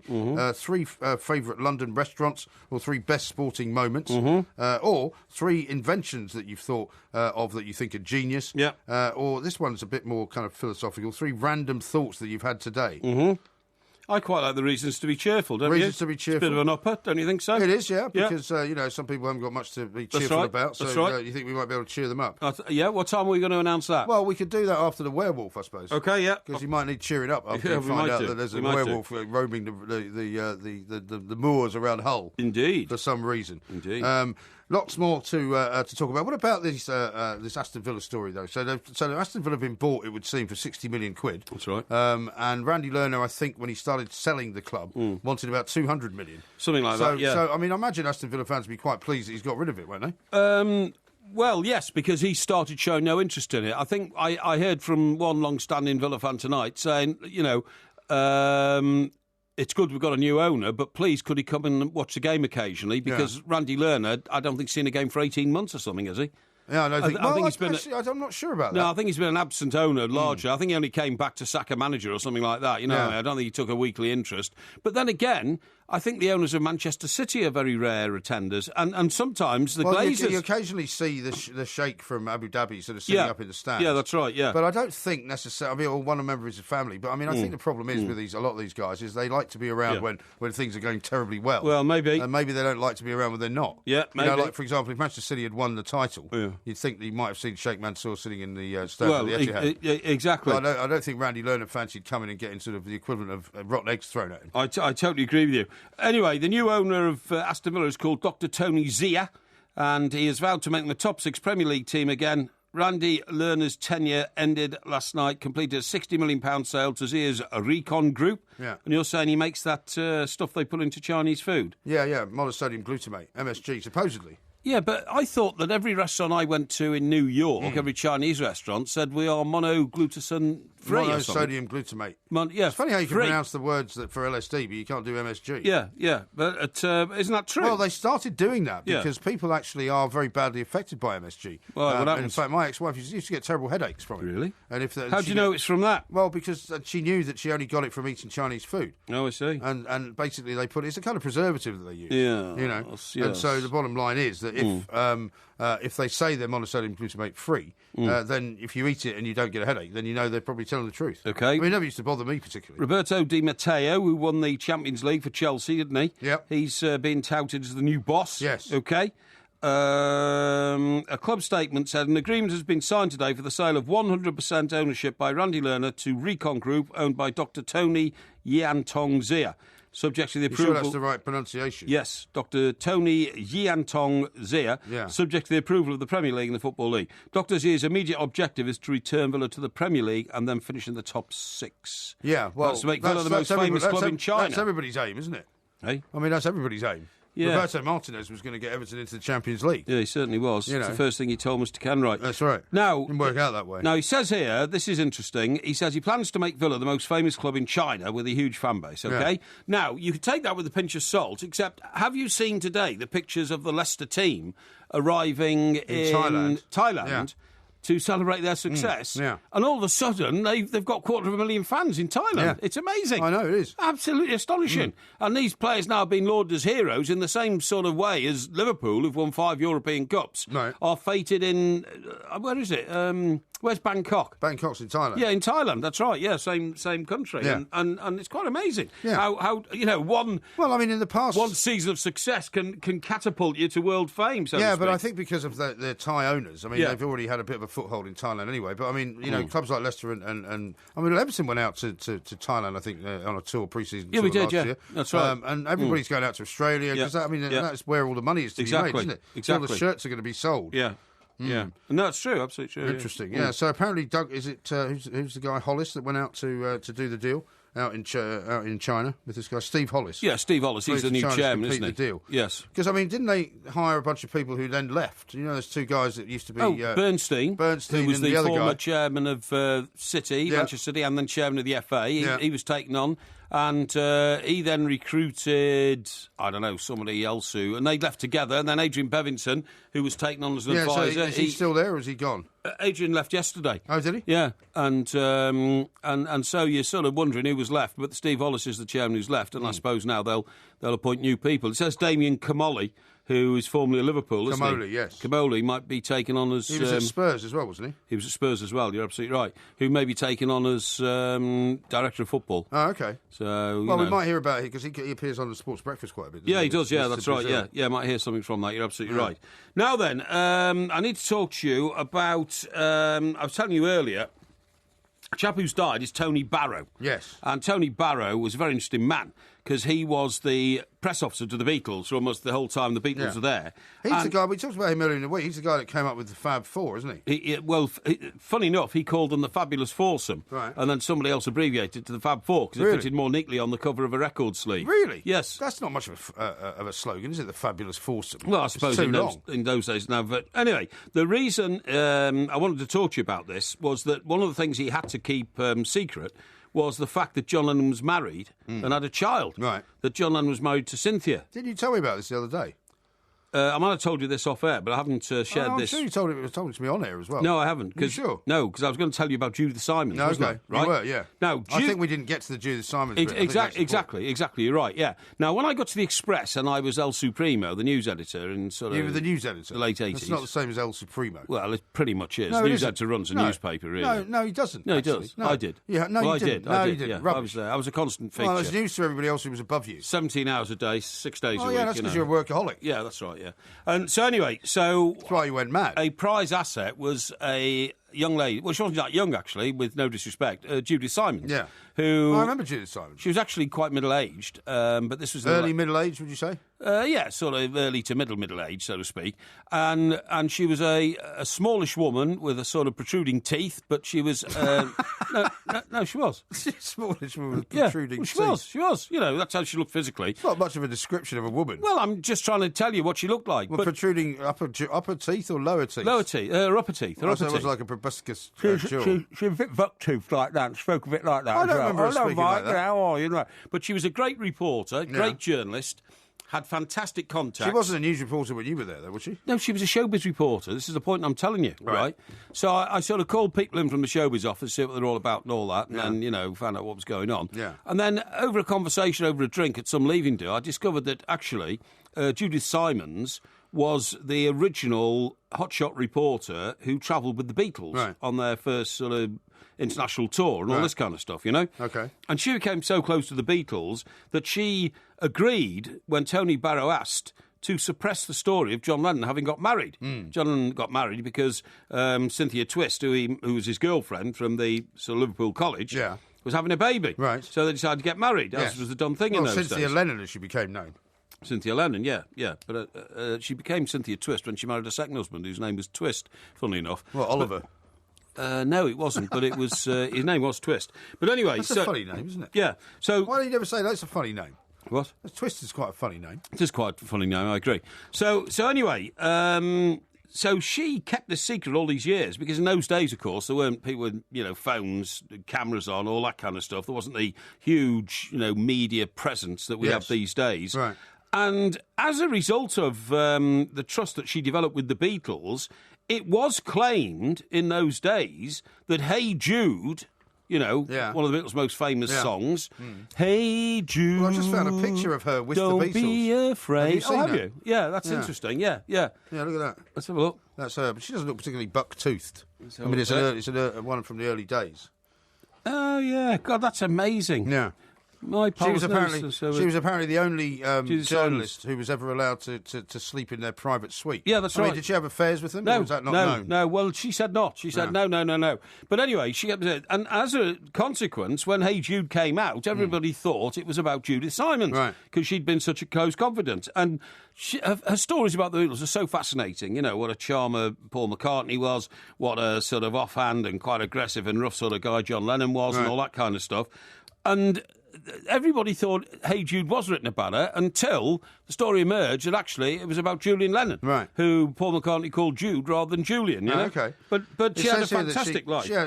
She developed a massive friendship with John Lennon's auntie Mimi. That's right. And that's how she kind of got access to the band, I guess. She went down. She was the first woman to interview Auntie Mimi. She went down to this little place called Sandbanks near Poole, which in those days was a village, right?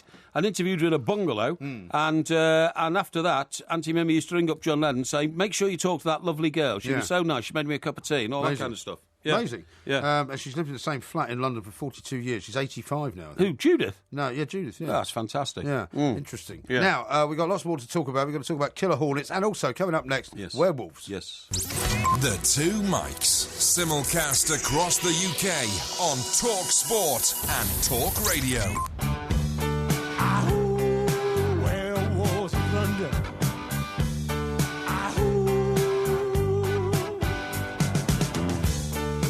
Howling around your kitchen door. You better not let him in. Little old lady got mutilated late last night. Werewolves of London again.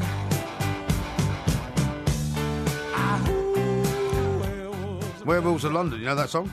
You must have heard that before. No, I haven't actually. No? By Warren Zevon. Warren Zevon. Zevon. The biggest connection I've got to werewolves is An American Werewolf in London. Yes. And the song most prominent in that was Manchester City's song, Blue Moon. Blue Moon, yeah. Yep. Well, they also did the Van Morrison song as well, didn't they? Which one? Moon Dance as well. Moon Dance, I think they did. I think that was the scene with Jenny Agutter that I remember quite well. Oh, I seem to remember. That was rather risque, you might say. Flirtatious. Well, we're going to talk to Josh Warren in a second, who's a paranormal expert, because they've spotted a werewolf up in Hull. Well, they haven't spotted one. They think it's back on the rampage. Well, no, people have seen it. Oh, it's been around for years. No, people have seen it. Well, I'm not sure about that. They say the sightings are evidence of a mythical Yorkshire beast called Old Stinker. Yes, that's right. Yeah. But a couple of tweets first. One from Buzz, who says, can you please let me know the electrical retailer that cleans toasters for £15? Yeah, that's right. And Sandra says, 15 quid to clean a toaster. You can buy a new one for less. You plank. Yeah, I think you can, actually. I was in Asda the other day, as you know, shopping for I don't know where you were source. shopping, because you were shopping in Asda for a clothes source, then you were in BHS, then you can go in BHS, then you were in Marks and Spencer's. And Debenhams. Then you were in Debenhams. Yeah, then you spend your some kind of shopaholic. No, but you can get an iron now, steam iron, for 12 quid in Asda. Well, that's not going to toast your bread, is it? Well, no, but I mean, the toasters are about the same price. And how would you steam clean a steam iron if you wanted to put it back in its box? What you have to do is you have to make sure that you get rid of all the gunge which secretes itself in the little porous holes on the base. Yeah, I have to do that. I think it would make more sense talking about werewolves. Yeah. Josh, very good morning to you. Welcome to the show. Well, thank you. Great to be with you. Thank you very much. Now, you've probably heard stories about werewolves up and down the land in places in Europe or in places in the United States. I mean, there's no such thing as a werewolf, is there? Well, people see all kinds of big sort of human/wolf-looking creatures. But you're right, the definition of werewolf gets a little bit tricky. When it comes to this particular case of this werewolf seen around Hull, I mean, if we are to presume that there is such a creature, that is to mean that people aren't misinterpreting what they're seeing or lying, then there are only three real possibilities here. One is that this is some kind of a flesh and blood, organic, biological creature, which is highly unlikely because we're pretty good at finding those things and catching them and finding evidence.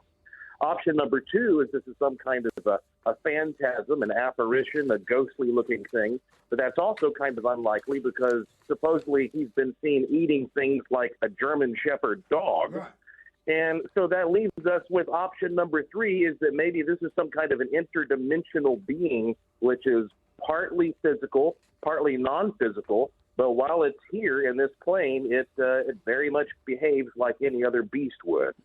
What is the origins of the mystique of the werewolf, then, please, Josh? Is it something that's based on partial fact from, I don't know, the days of Indian reservations or something like that?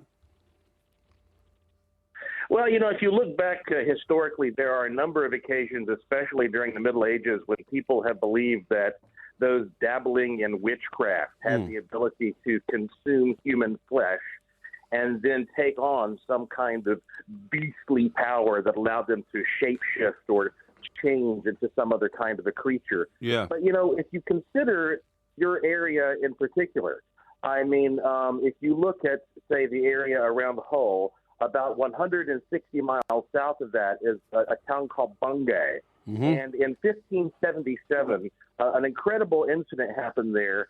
A big dog called a hellhound or a black dog, I think Old Shuck is a name that is often applied.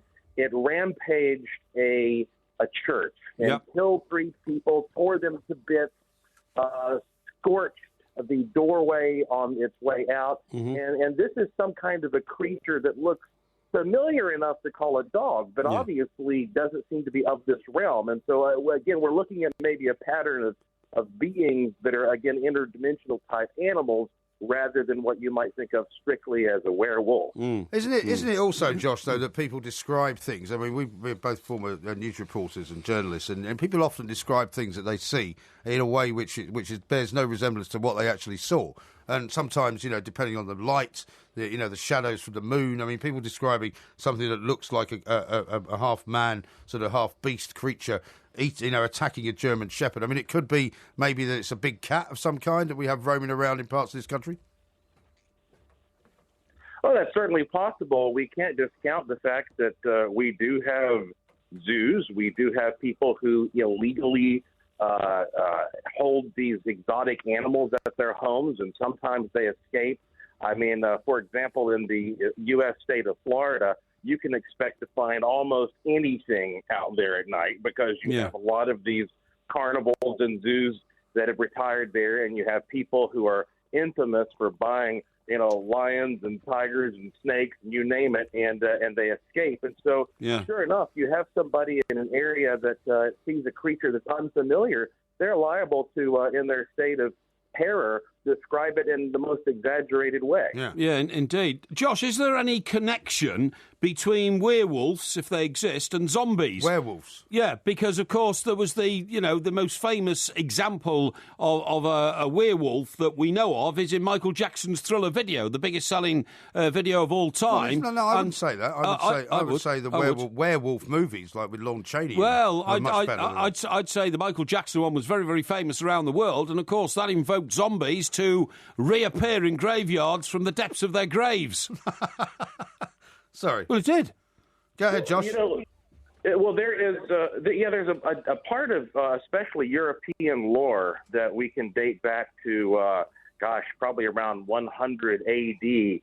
Regarding vampires and how the vampires might actually be able to, when killed, turn into werewolves, or vice versa. A werewolf killed can turn into a vampire.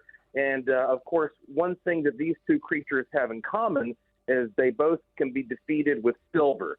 So you have silver bullets for werewolves, you have silver crosses for vampires. But the point being, the vampiric tradition comes from this idea that when you die and you're buried in the ground, that there may be some way that your body can become reanimated and reawakened and then come back to feed. And whether it does it in a vampiric form or in that beastly werewolf form, you could say either way, we're sort of talking about a zombie-like tradition. Mm-hmm. Yeah. Now, you've written books, and you continue to write books, Joshua, I'm sure, some of which are novels, some of which are based on fact and that kind of thing. I mean, is there not just more to do with, as I've mentioned before, people's kind of fascination? They want to believe that there is something supernatural out there. They want to somehow think that there is something that can't be explained because maybe the real explanation is a little bit too scary. Oh, sure. The imagination always tends to run wild, especially when it is fueled by show business and movies like the one you mentioned there, An American Werewolf in London.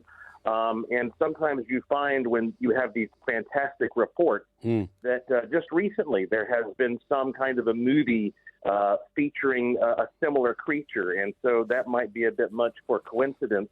On the other hand, fortunately, we now live in a day and age where people are running around with cameras, and we are getting a surprising number of images of these types of weird little creatures, and not just from civilians. I mean, sometimes I talk to policemen and wildlife officers, and their dash cams capture these unexplainable figures. And so I'm really looking forward to seeing what happens when these locals go out during the full moon to see if they can get this thing on camera.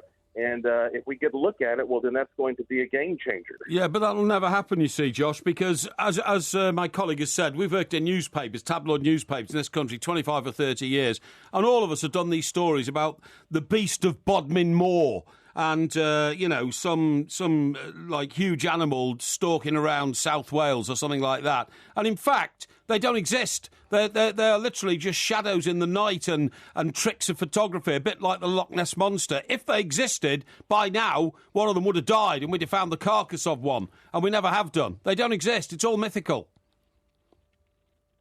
Well, you see, that in fact is the case if we're talking about a normal biological organism. Yeah. But if we are talking about something that doesn't fit within the parameters. Oh, you're talking about like a spirit or some kind. Yeah, like Bram Stoker's Dracula, which was in fact a vapour, wasn't it, rather than a bodily form.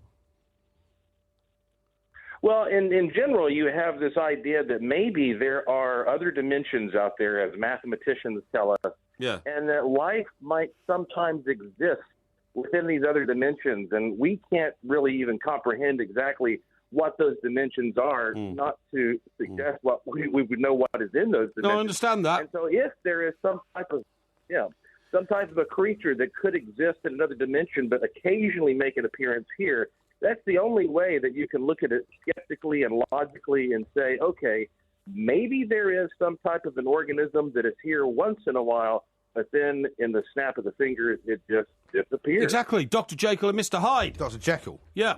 And Mr. Hyde. Absolutely. One last question, Josh. There's a full moon here in a couple of days. Should there be any reason for people in Hull to be more convinced or concerned that might be more a dangerous time?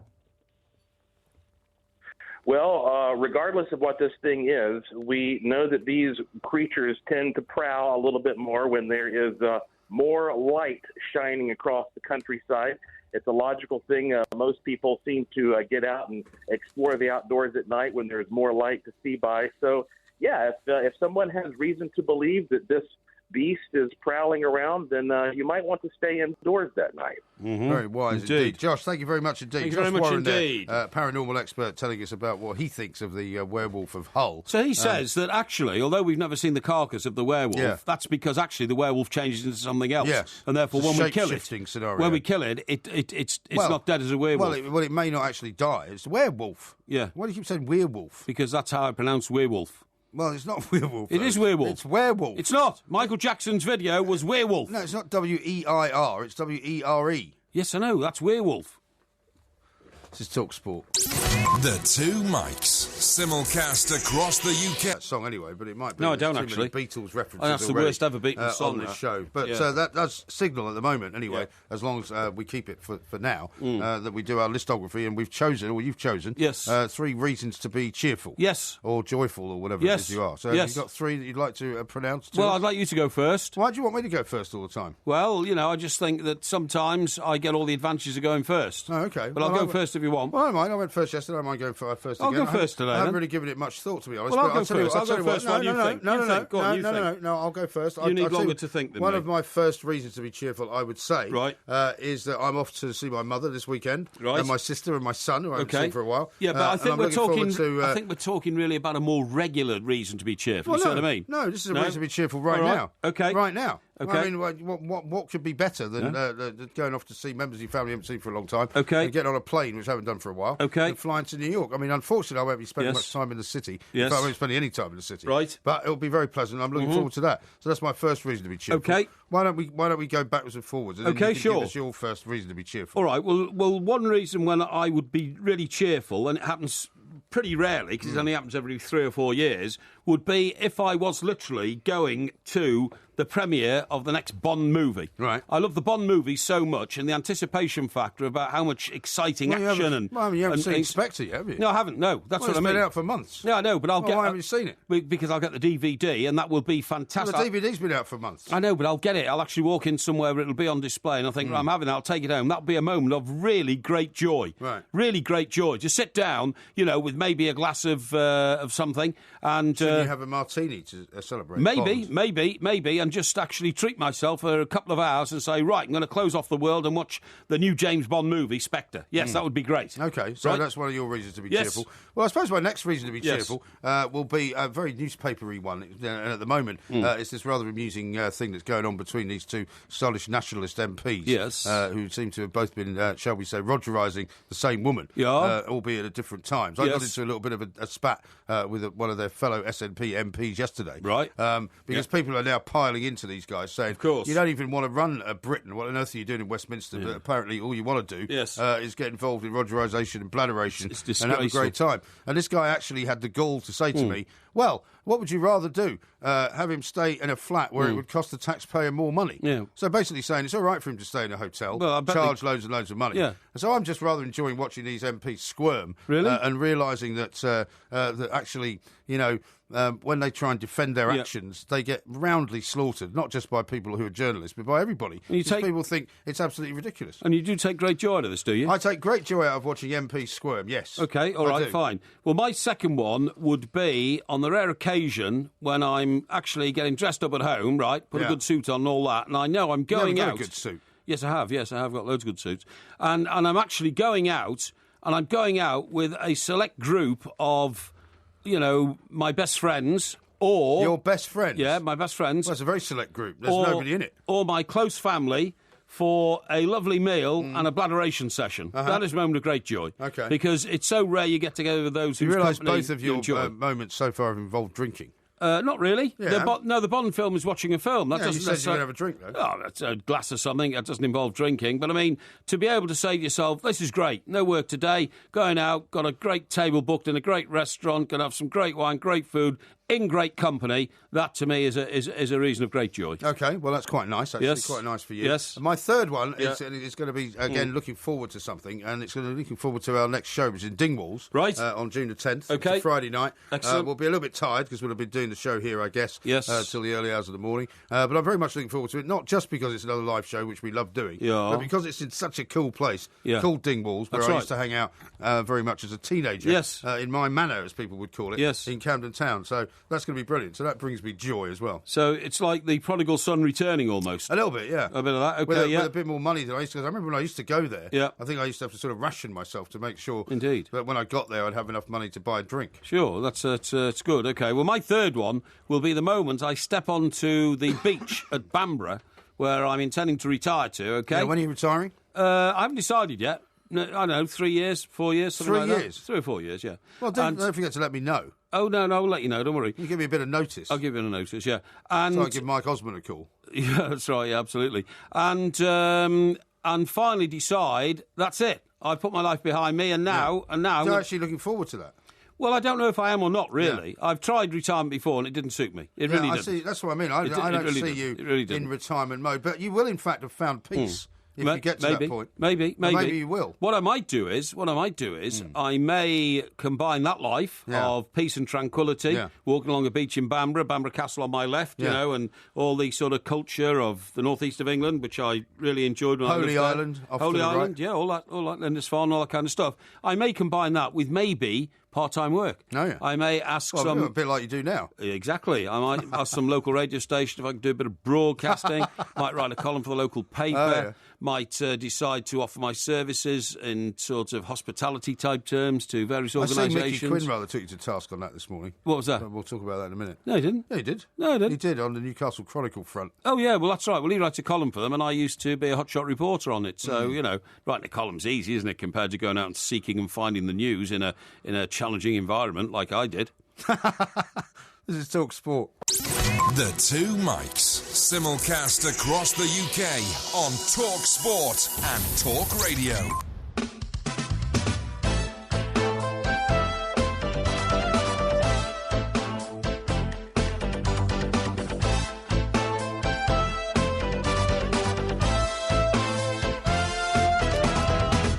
Finally decided to report that crime that you witnessed on the way in then? Well, no, but it was disgraceful. This guy was trying to make out he had concussion by banging his own head on the inside of the windscreen of his car. That's the thing I would expect you to do. And then came out and did Rubber Legs impersonation. And do you know what? He flung the door of his car open, which was impeding traffic coming down the other side of the road that I was on. So I actually put my window down and said, hey, close your door. Yeah. Because I couldn't get past him, you know. And he said, oh, what? I said, close your door.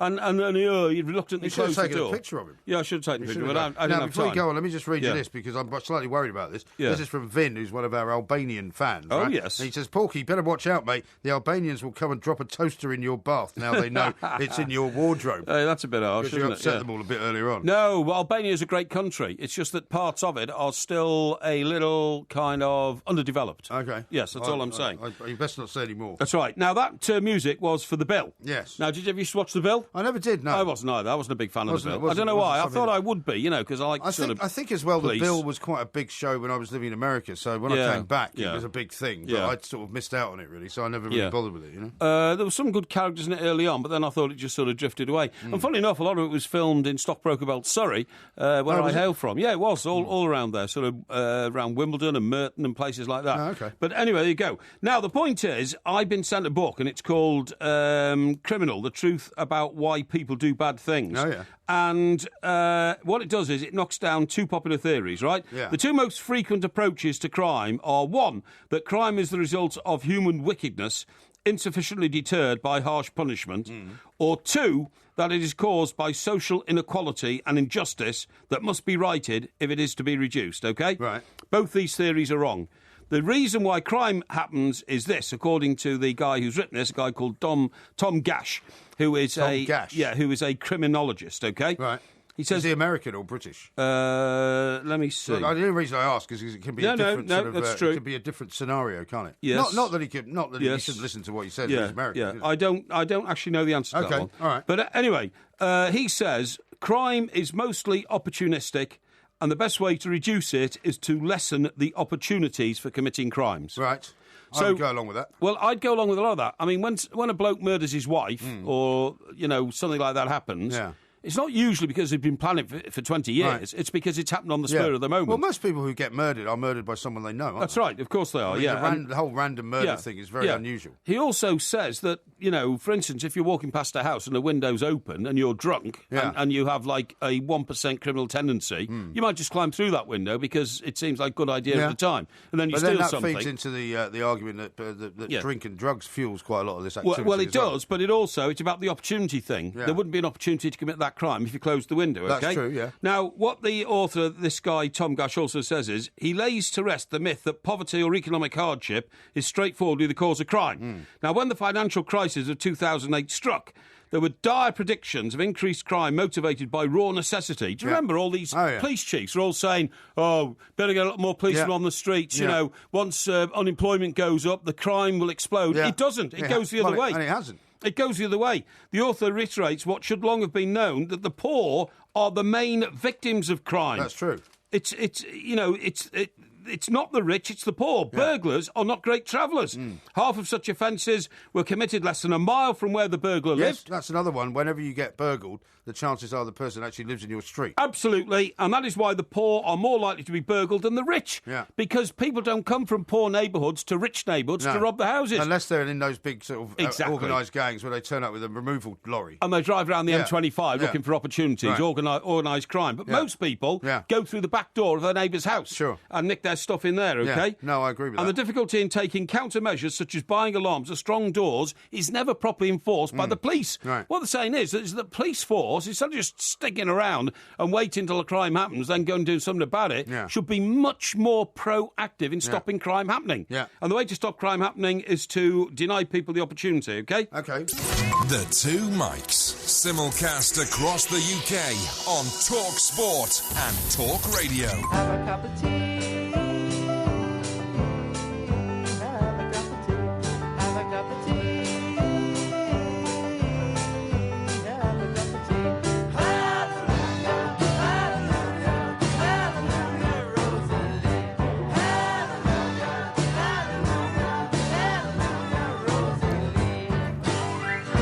Song I haven't heard in many a year. Yeah, I've never heard it before. What is it? Kinks. Oh, it's the Kinks, is it? Okay. Come with Rosie Lee. The only tea song I know is So Fred and me had an have a cup of tea and then we went home. Oh, yeah. What's that called? It's a Cockney song. Yeah, some sort of Cockney song, I can't remember what it's called. Walk the Plank or something, isn't it? I don't think it's Walk the Plank, Isn't it something like that? No, anyway. But there may be a plank involved. Yeah, exactly. Now, why am I playing that? Or why are we playing that? Why are you? It's because, this is, honestly, it's so brilliant, I can't tell you. I have discovered from a botanist called James Wong, okay? Oh, yeah. Old Wongy, who lives down... Wongy. He lives down in Stockbroker Belt, Surrey. Does he? A place called Croydon. Oh, right? Croydon. Yeah, Croydon. I wouldn't call Croydon Stockbroker Belt, well, Surrey. it's on the cusp Well, of... they had riots. They did have some riots. They burned down the furniture store, if you remember. It didn't look much like Stockbroker Belt, Surrey to me. It's one of those towns which is literally on the cusp of Greater London and Surrey. But just beyond Croydon... We're very close to Crystal Palace. It's the home of Crystal Palace. Yeah. We've been there. That's absolutely right. Yes. But anyway, Mr. Wong, who's a botanist, TV botanist, right? Yeah. He has produced evidence that we are now able to grow tea plants in this country. Yes. And I heard about the story yesterday. Yeah. And they only cost £12.50 each. What, for a plant? Yeah, I've ordered 4. You've ordered 4 tea plants? Yes, and I'm going to be growing them in the Porky roof garden. Do you not need to put them in a greenhouse, though? No. You sure you don't? No, because, definitely not. Generally speaking, you would say that the great tea-growing nations of the world, like Sri Lanka and parts of India. India and China. And China as well. Yes. I mean, I assume that those... I mean, as much as our global climate may be heating up a bit, I'm not sure that, Stockbroker Belt Surrey is exactly like southern Sri Lanka. It is. All you've got to do is make sure you water them plentifully, okay? Yeah. Now, let me tell you. With hot water? No, not with hot water, you idiot. You don't get... Why you call him an idiot? Well, it might be hot water. You don't get hot water falling from the heavens as rain. No, but it's warmer water in those countries than it is here, isn't it? When it rains in Sri Lanka, the water's warm. Yeah, we get warm water in the summer when it rains. I think you might want to give them warm water. No. Now then, the plant is called Camellia sinensis. Is it? Yeah. Right. And it's a plant from which we get tea. Now, you're absolutely right. Most Camellia sinensis that exists in the world is in China, India and Sri Lanka. There you go. But it thrives in the mild, damp British climate. Sales of the plant are rising as domestic gardeners cultivate them to produce their own brews at home. The young leaves can be picked in spring and used straight away to make Japanese-style green tea. Oh, yeah. Or... I'm not a fan of green tea. No, neither am I. Or, listen to this, you can get your own drying shed and dry them out to make the black tea, which has been a feature of British life since the 17th century, OK? Right.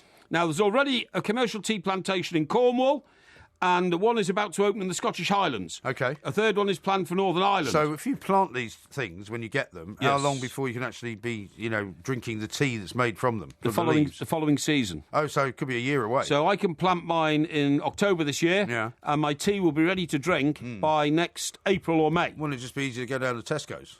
Well, yes, of course it will. But I mean, just think of the joy of growing your own tea in your garden. Well, I know a lot about growing your own stuff. This is why people have allotments and they grow carrots and all that kind of stuff. I've told you about my time as a student. Yes. When I was living in Bath. Yes. And we had this sort of vegetarian household going on. Yeah. And we grew runner beans, we grew tomatoes, we grew strawberries, and it was great. Exactly. It was great to be able to just walk into the garden, although we did get a bit sick of the runner beans. Yes, I bet you did. We had so many of them. Yes, we had to eat them every night. Right, now to put you right on what you said about the conditions for tea, OK?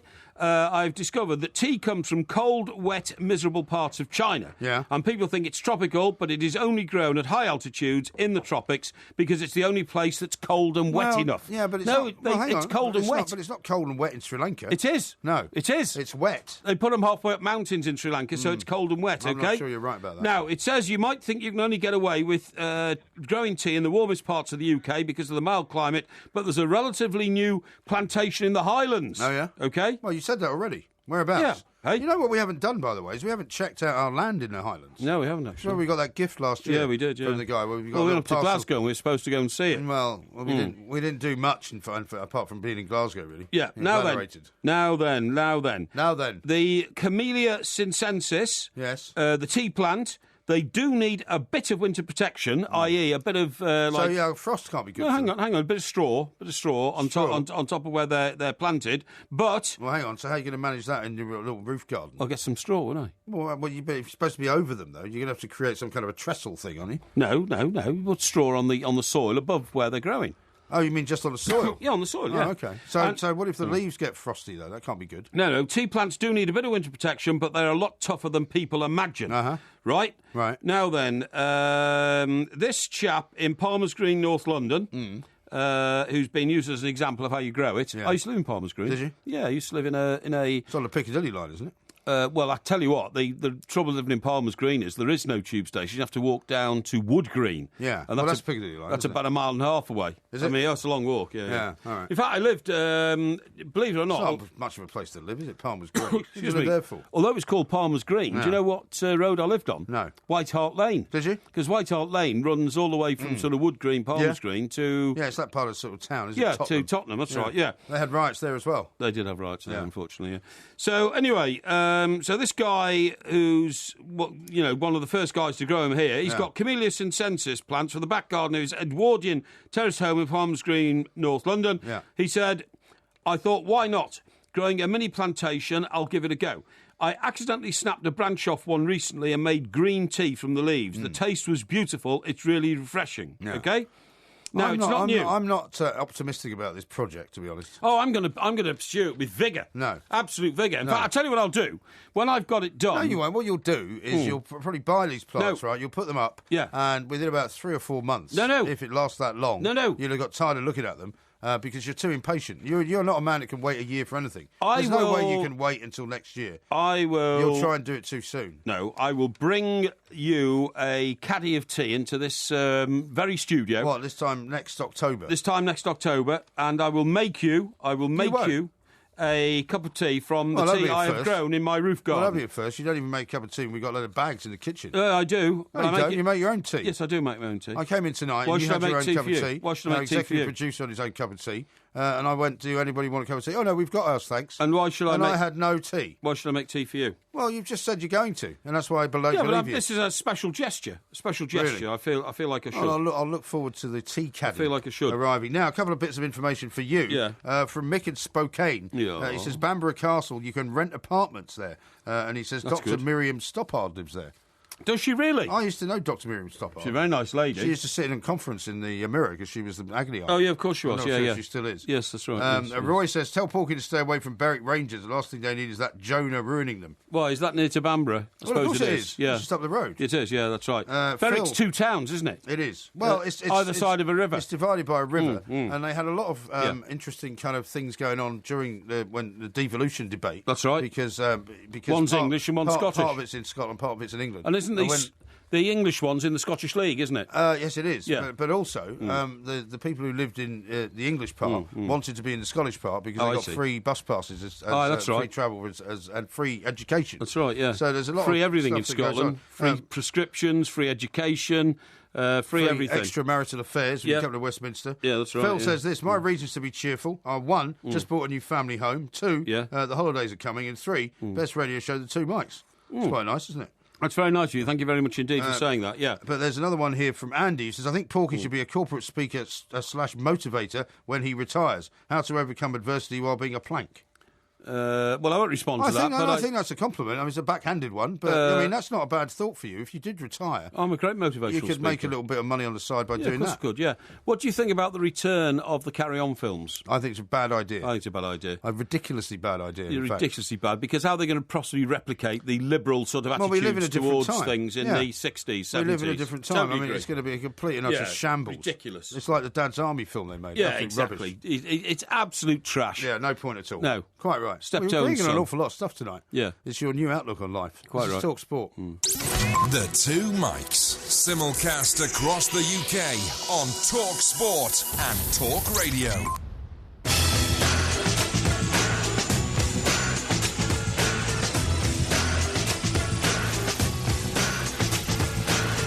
Now then, TalkSport has teamed up with Mars, Believe, to get behind the England team this summer. Yes, that's Mars #Believe.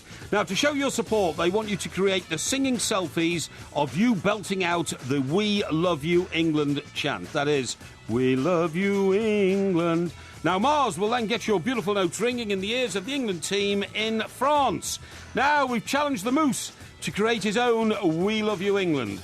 The selfies in different styles, and we've even given him a few singing lessons to make sure he's going to be pitch perfect. This week, his challenge is to learn the chants in the style of opera. Yeah, that'll be interesting. Listen to Drive this afternoon from 4 to see how Moose's singing lesson went. To show your passion for the 3 lines, create your own We Love You England singing selfie video and upload it to Twitter using the hashtag Believe. For terms and conditions, please see marsbar.co.uk/sing your support. That's right. Now, a couple more points of order for you. Is that hashtag Believe, is it? Hashtag Believe, yeah. I said hash Believe. You did say hash Think Believe. people will understand? I think they will, yeah. Okay. I mean, it's a hashtag Believe. It's the sort of thing you use on Twitter. Yeah. So that people know where they can go. Like, we ask people to do hashtag listography. Yes. So that we can look up what we should do for listography. Indeed. So that when they get sent in all throughout the day, which they do, we can Yeah. refer to them. Now, a couple of things from William, who said that song he was singing was Right Said Fred. Right Said Fred. Sung by that's Bernard Cribbins. Bernard Cribbins. And he's also sent another piece of information that you'll be interested in. Anne Boleyn lost her head 480 years ago in 1536. And T.E. Lawrence died 81 years ago in 1935, both on this day, May the 19th. No, that's true, absolutely. I found that in one of the journals that I read. And we could have done a quiz on T.E. Lawrence if we'd known that, couldn't we? Well, yeah, I suppose so. But T.E. Lawrence, sadly, didn't die on a battlefield. He died when he's... On a motorbike? Yeah, the gearbox of his motorbike seized up, and he went flying off the bike over a hedge into a field and got killed, I'm afraid. afraid. Yeah, I know. His bike ran into a tree. A friend of mine's running a campaign at the moment, actually. I don't know if it's his birthplace or his place of death or where he's buried, but there's a big row going on in this little town in the West Country. Yes. Because they want to build a massive quarry where where this little village is, and basically it's going to ruin the whole village. What, T. Lawrence Village? Yeah. Oh, I see. Yeah, I think it's either his birthplace or it's the place where he's buried. I'm not quite sure. It's somewhere down in Dorset. What did you think of the film Lawrence of Arabia? I thought it was brilliant. Did you? I love Lawrence of Arabia. I saw it for the first time I remember it as a child because we went to, in those days, one of those big cinemas in the West End. Yes. It was in the Empire in Leicester Square or something, and you saw it on the big screen. And in those days, seeing a film on the big screen, because you had such a small little black and white TV, that's right, was amazing. It was amazing. And it was literally mind-blowing, and it's a fantastic film. Love Peter O'Toole. Do you know the first one I saw on the big screen like that, which had that effect on me? What? We're all going on a summer holiday. Oh, so what you're no more you're working now, hang on. for a week or two. So you're now equating Lawrence of Arabia, one of the greatest films ever made, with Cliff Richard's Summer Holiday. That's right, Summer Holiday, yeah. God's sake. Well, no, what I'm saying is it's had the same effect on me. Well, because Summer Holiday was in black and white for a start. No, it wasn't. It was in colour. Are you sure? I'm certain, because you know what? One of the lines in the film is, "We're going where the sun shines brightly." Well, it doesn't tell you it's in colour. We're going where the sea is blue. Compare that to Lawrence of Arabia. Sea is blue, and then eventually they got into Greece or somewhere on this bus. They can sing a song about colour without it being in colour. They got into Greece on this bus, and the sea was very, very blue. But also, I remember the bus being so red. So it must have been in colour. Yeah, like your hair. Yeah, it was actually. Yeah, it was. Funny enough, you should say that. Yeah. Right, now then. Yes, I told you what I was going to tell you about. This is from Tony, right? He says, "Can you explain why the Dad's Army remake was trash, please? I hope giving my car parking up for filming wasn't in vain."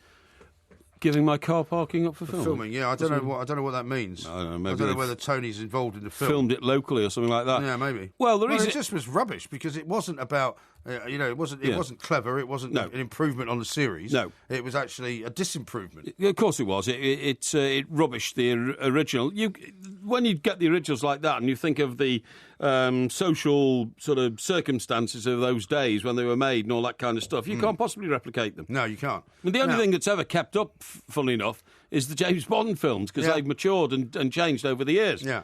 And some remakes of films can work, but generally speaking, if you take a whole series of films like the Carry On films, which were of a certain time, I don't think there's any point in trying to replicate any of it. No, I totally agree. Really stupid. I totally agree. Now, Jim in Scotland has sent this in. Jimmy in Scotland. Reasons to be cheerful. One, having Mike Parry as a witness when you are to blame for a traffic accident because he just does a runner.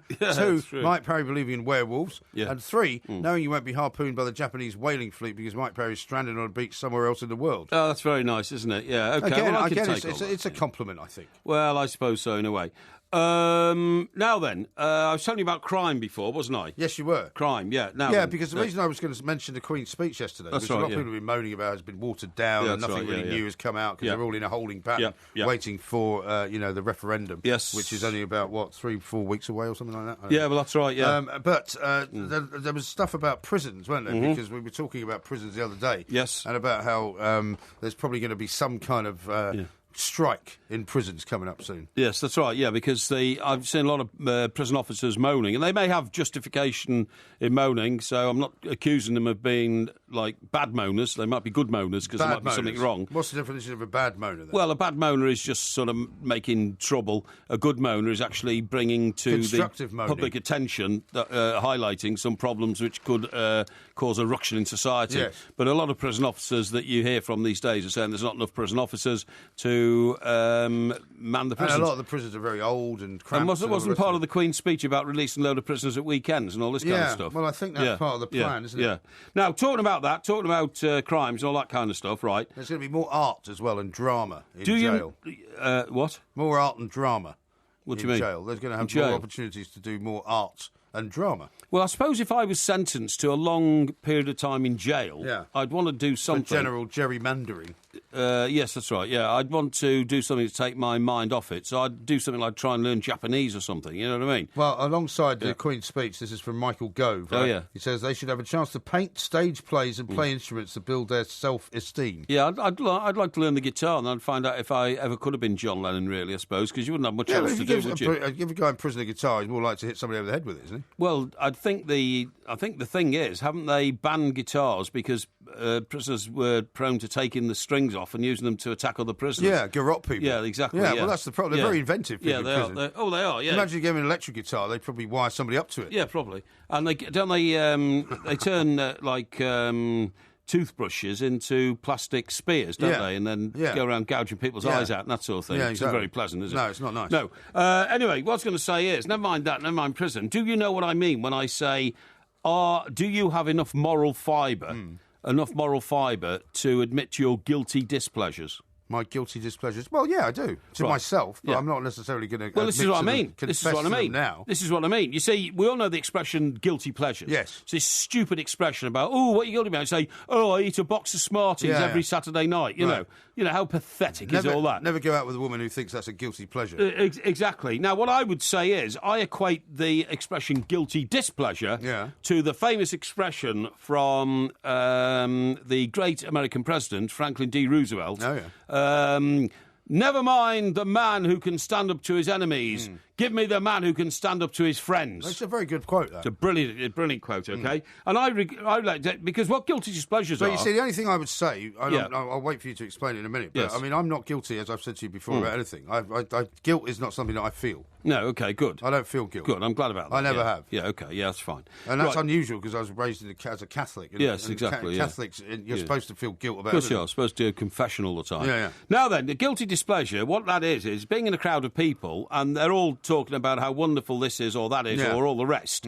And then you suddenly pipe up that you're actually out of step with all of them. Yeah. And you have an independent thought. That's a guilty displeasure. Is it? And so many people... Well, why is that a guilty displeasure? Because what you're doing is you're making it clear that you will not go with the flow. Yeah. And the guilty displeasure is a very brave thing to do. Well, I tend to find that not only do I do that quite a lot, but sometimes I do it deliberately. I mean... Because I find, for example, when somebody becomes unpopular in social media or, a politician becomes unpopular, I find myself defending them, partly because, I'm going against the flow. Yeah. So sometimes I do it deliberately. I've made myself unpopular by being emphatically strident on my guilty displeasures. Yeah. For instance, as a young man, I was roundly mocked by friends for saying I would never go on a stag night. Right. I think they're repulsive. Yeah. So you've never been on one? Never been on one. Right. Because to say, I've got to have one last great night as a drunken slob so that I can actually... In some horrible lap dancing bar. Yeah, that's right. So I can face up to getting married the next day and say,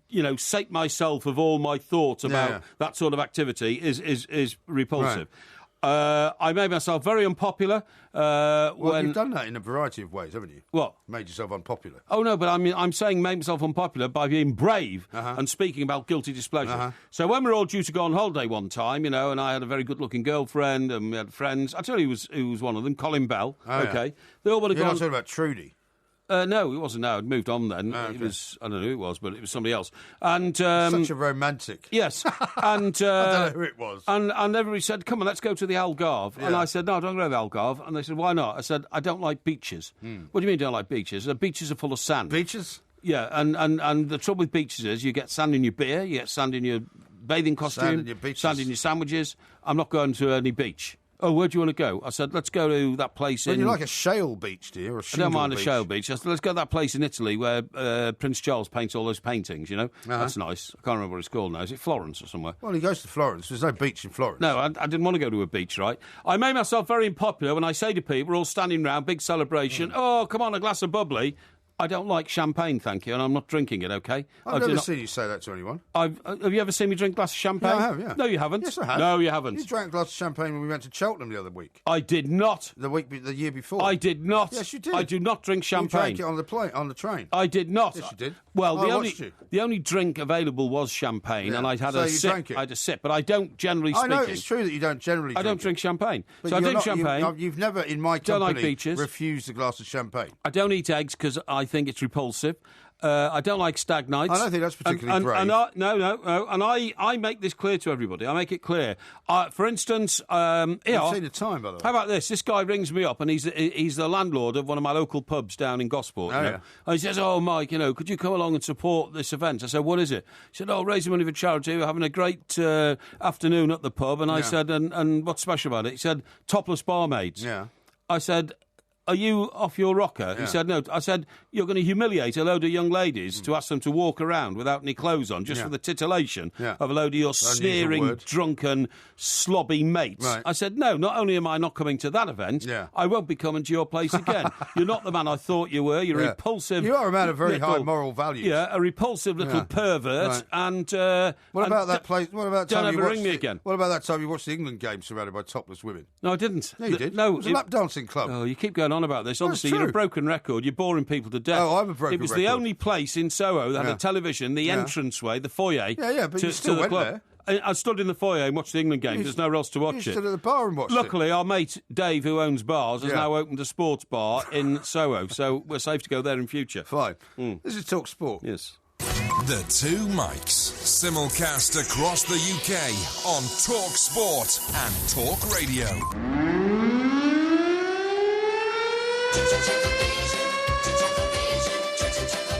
As your TV reviewer, I can reveal there are no plans for a new series. Yeah, no, but wasn't there a previous series? Oh, hang on, wait a minute. It says here there might be a new series.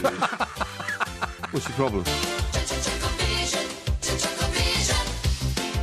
That music, of course, can only signal one thing, and it is that it's time for the amazing TV review that is Porkyvision. That's right. Which is getting a wider and wider audience as time goes on. It is, indeed. So, last week we talked a lot about The Secret, I think it was. Secret. What do you got for us this week? Now, I want to review a programme now, which I have never seen and I intend never to see. Right, okay. And it's called Wallander. Wallander? Wallander. Oh, yeah, that's one of those Scandinavian shows, It's a Scandinavian show about a cop who is played by, and this is what really gets me, guess what the name of the actor who plays the cop is? I don't know. Sir Kenneth Branagh. Sir Kenneth Branagh. Not Kenneth Branagh, not Kenneth Branagh, right. Sir Kenneth Branagh. Well, you have a problem with that? Well, it's ridiculous. It's Why? ludicrous. Well, no actor should get a Sir, a knighthood, until he's finished acting. What about Sir Laurence Olivier? Yeah, well, you see, that's what ruined him. You see, people started thinking he was good. Now, Kenneth Branagh... No, he was good. Eh? He was good. Who? Sir Laurence Olivier? I thought he was rubbish. I know you did. You've said that before, but I have to disagree with you on that. Now, let me tell you this. Kenneth Branagh used to make a lot of Shakespearean things. He did? Like Othello. He still does occasionally, I think. Wasn't Othello. Made to Measure, I think he made, didn't he? Well, he did the famous Agincourt movie, didn't he? Oh, that was Henry V. Henry V. Yeah, but the point is, I saw him interviewed once by Sue Lawley. Oh, yeah. And Sue Lawley was so taken by Kenneth Branagh sitting on the couch opposite her. Right. She said, oh, of course, Kenneth, you know, everybody is comparing you and saying that you are the next Laurence Olivier. Ah. And he then said, you mean Sir Laurence Olivier? Yes. Oh, no, he's Lord by then. Oh, you mean... Is he Lord Olivier now? Yeah, Lord Olivier. Ah. You mean Lord... Well, he's dead, isn't he? I think so. Yeah, you mean Lord Olivier? Every time you now ask me that question, yes, that's right. I sort of slightly cringe. Yeah, do you mean Lord Olivier? Yeah. And she said, oh, yes. He said, oh, well, he said, well, that's very flattering and all that. Anyway, so basically the establishment made him up to a knighthood, to Sir, okay? Yes. So he's now Sir Kenneth Branagh. Now... I don't think there's a problem with that. Well, he plays this guy called Wallander, right? And what Wallander does is he goes around trying to solve crimes. Yeah. But the problem well, he would, is... wouldn't he? Eh? Well, he would, wouldn't he? Yeah, but the problem is, Wallander is bonkers. Is he? Yeah, right. I'm afraid. Okay. He's struggling with... So is he meant to be English or is he meant to be Scandinavian? No, he's Scandinavian. Oh, okay. Drives around in a Volvo. Right. And I think it's in Sweden, isn't Well, it? I used to drive around in a Volvo. Yeah, I'm pretty sure it is. Yeah, I think it's in... Anyway, his name is Inspector Kurt Wallander. Right. And he's investigating... There's a new series starting, you see, which I'd advise people not to watch. See, I've always meant to watch Wallander, but I never have. No, exactly. Don't watch it. It's not a waste of time. But I quite like Scandinavian crime drama. Yeah, I do. But, do you? But Which ones do you like, then? Eh? Which ones do you like? The Tunnel. The Tunnel? Yeah. You mean the bridge? The bridge. Yeah. Bridge and tunnel. The bridge and tunnel or something else? That's right. Oh, yeah, okay, yeah. Well, you know what I'm talking about anyway. And I like any documentary based on ABBA. You know, I like watching ABBA documentaries. Well, that's not really a Scandinavian crime drama, unless you know something I don't. No, it's not a crime drama, but I mean, it's great, isn't it? You know, Benny started to beat old Agnesha over the head with a wooden guitar. No. But I mean, they are the most famous people ever to have been born in Scandinavia, aren't they? Are they? Apart from King Olafsson.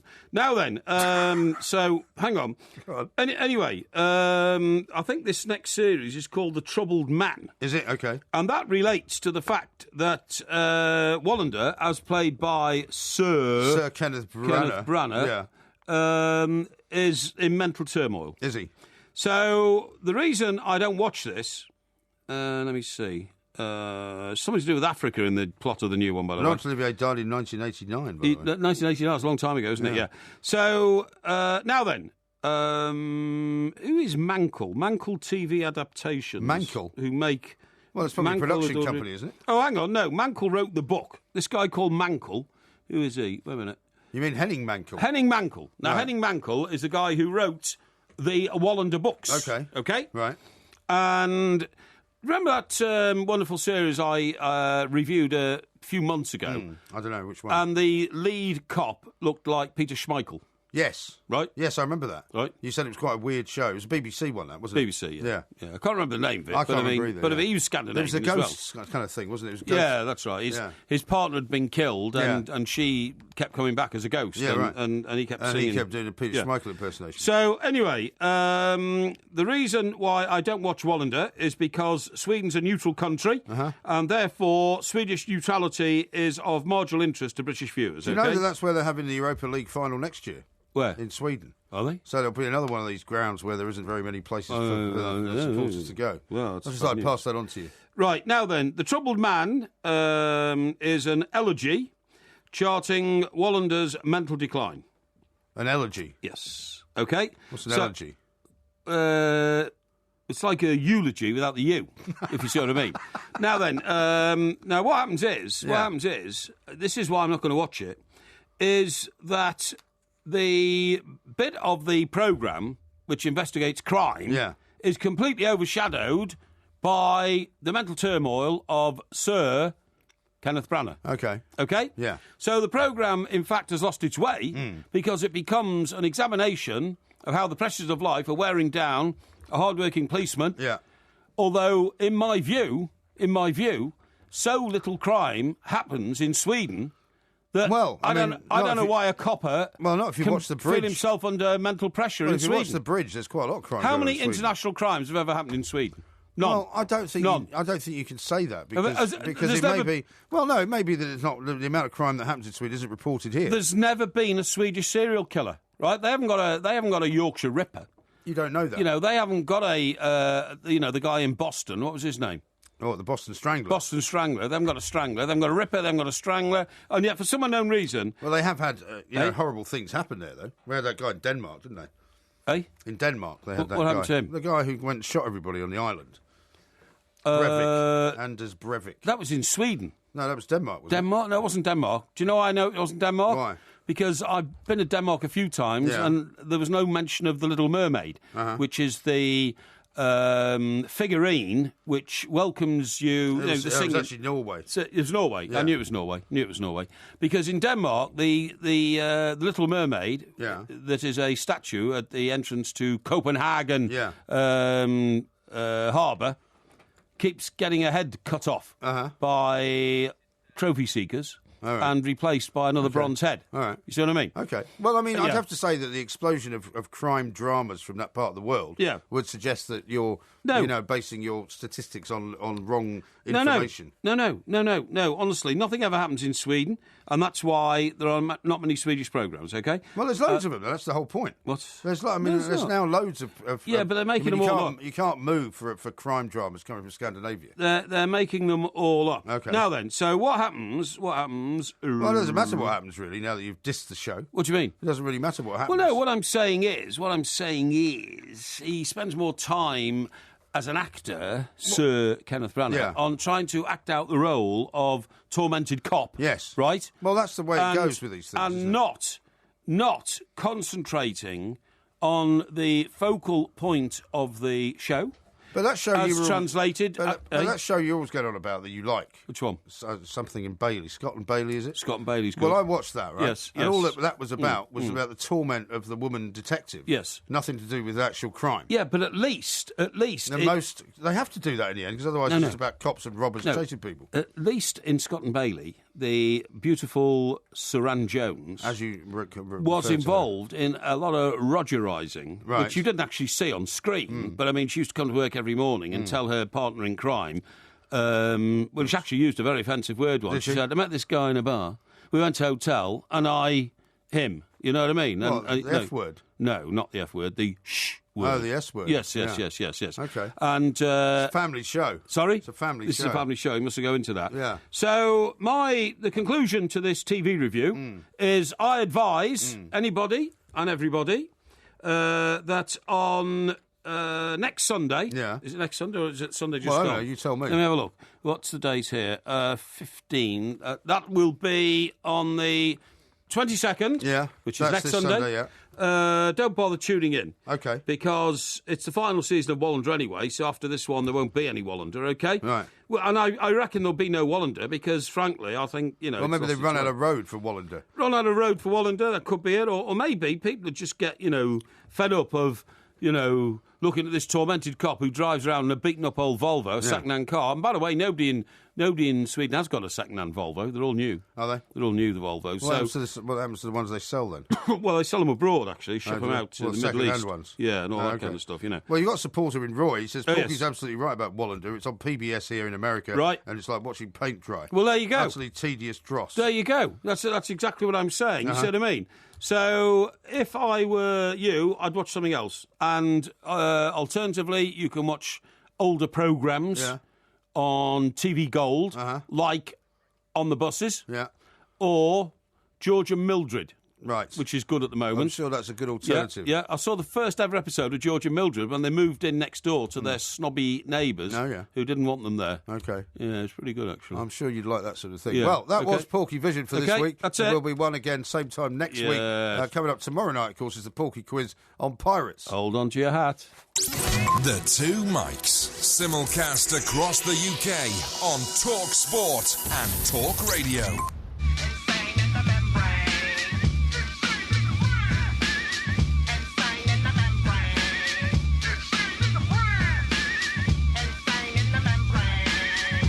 Have we got some reaction to my TV review? Yeah, all right, calm down. Yeah, come on. Keep your shirt on. I've had a few very praiseworthy. Well, I've had one from Roy. It says you're quite right. But Julian says, Porky Plank, watch the original Swedish version, which is far superior than the BBC version. So presumably the original version didn't have Sir Kenneth Branagh in it. Sir Kenneth Branagh. I said Sir Kenneth Branagh. Sir Kenneth The Troubled Man is about Wallander being diagnosed with dementia whilst trying to catch a killer, which must be a bit of a drawback, I would imagine. Well, it's a bit of a drawback, yeah. And I have sympathy for people, by the way, get diagnosed with dementia, but I just think that the whole focus of the show has been lost. It's about a cop struggling with his mental turmoil. Hey? You've never seen it. I refuse to watch it. So it's difficult for you. I saw it for 5 minutes once, and I thought, I'm not watching this Liam again. says this, Porky, you knucklehead, George and Mildred and On the Buses are on ITV2, not Gold. Oh, are they? Well, I knew they were on something like that, because I see a bit of it sometimes. Well, it's quite good. Yeah, OK. I wouldn't worry about it. Now, Derek in Pencoed. Derek in Pencoed, the bog cleaner. He has sent in a treatise partly about Liverpool, which goes back a little bit on what we were talking earlier, so I'm just going to read it out. Right. Even after Liverpool's defeat last night, I don't think that Klopp had too bad a season. I mean, he only took over in October,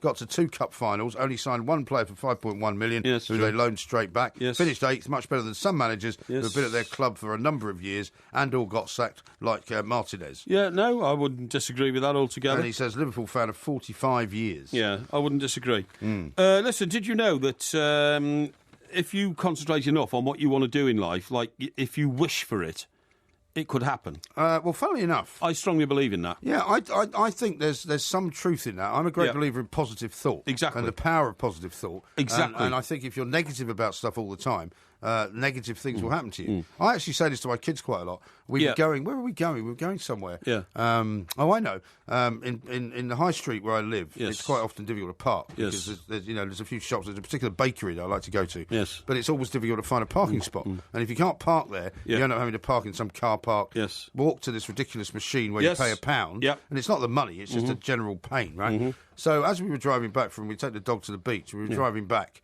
And I said, why don't you all concentrate on trying to make sure that we get a parking space? Remember your parking angel story? Yes. Make sure there's a parking space. And we got back to the high street, and sure enough, there was a parking spot. Brilliant. Somebody just pulled out. We pulled in. Well, happy days. I think it can work. I think it can. Now, the reason I'm telling you this is because I'm getting slightly troubled by the fact that you and I are agreeing on so much. Maybe I'm turning into you. Yeah.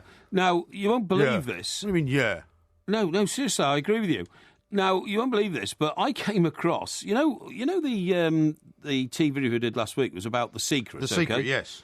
Well, you won't believe it, but there was a book written called The Secret. Yeah. from 3 years ago, which is a book on manifestation.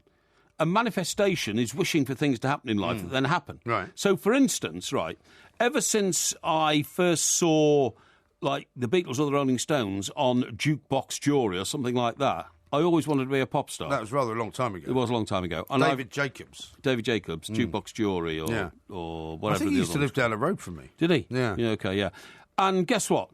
What?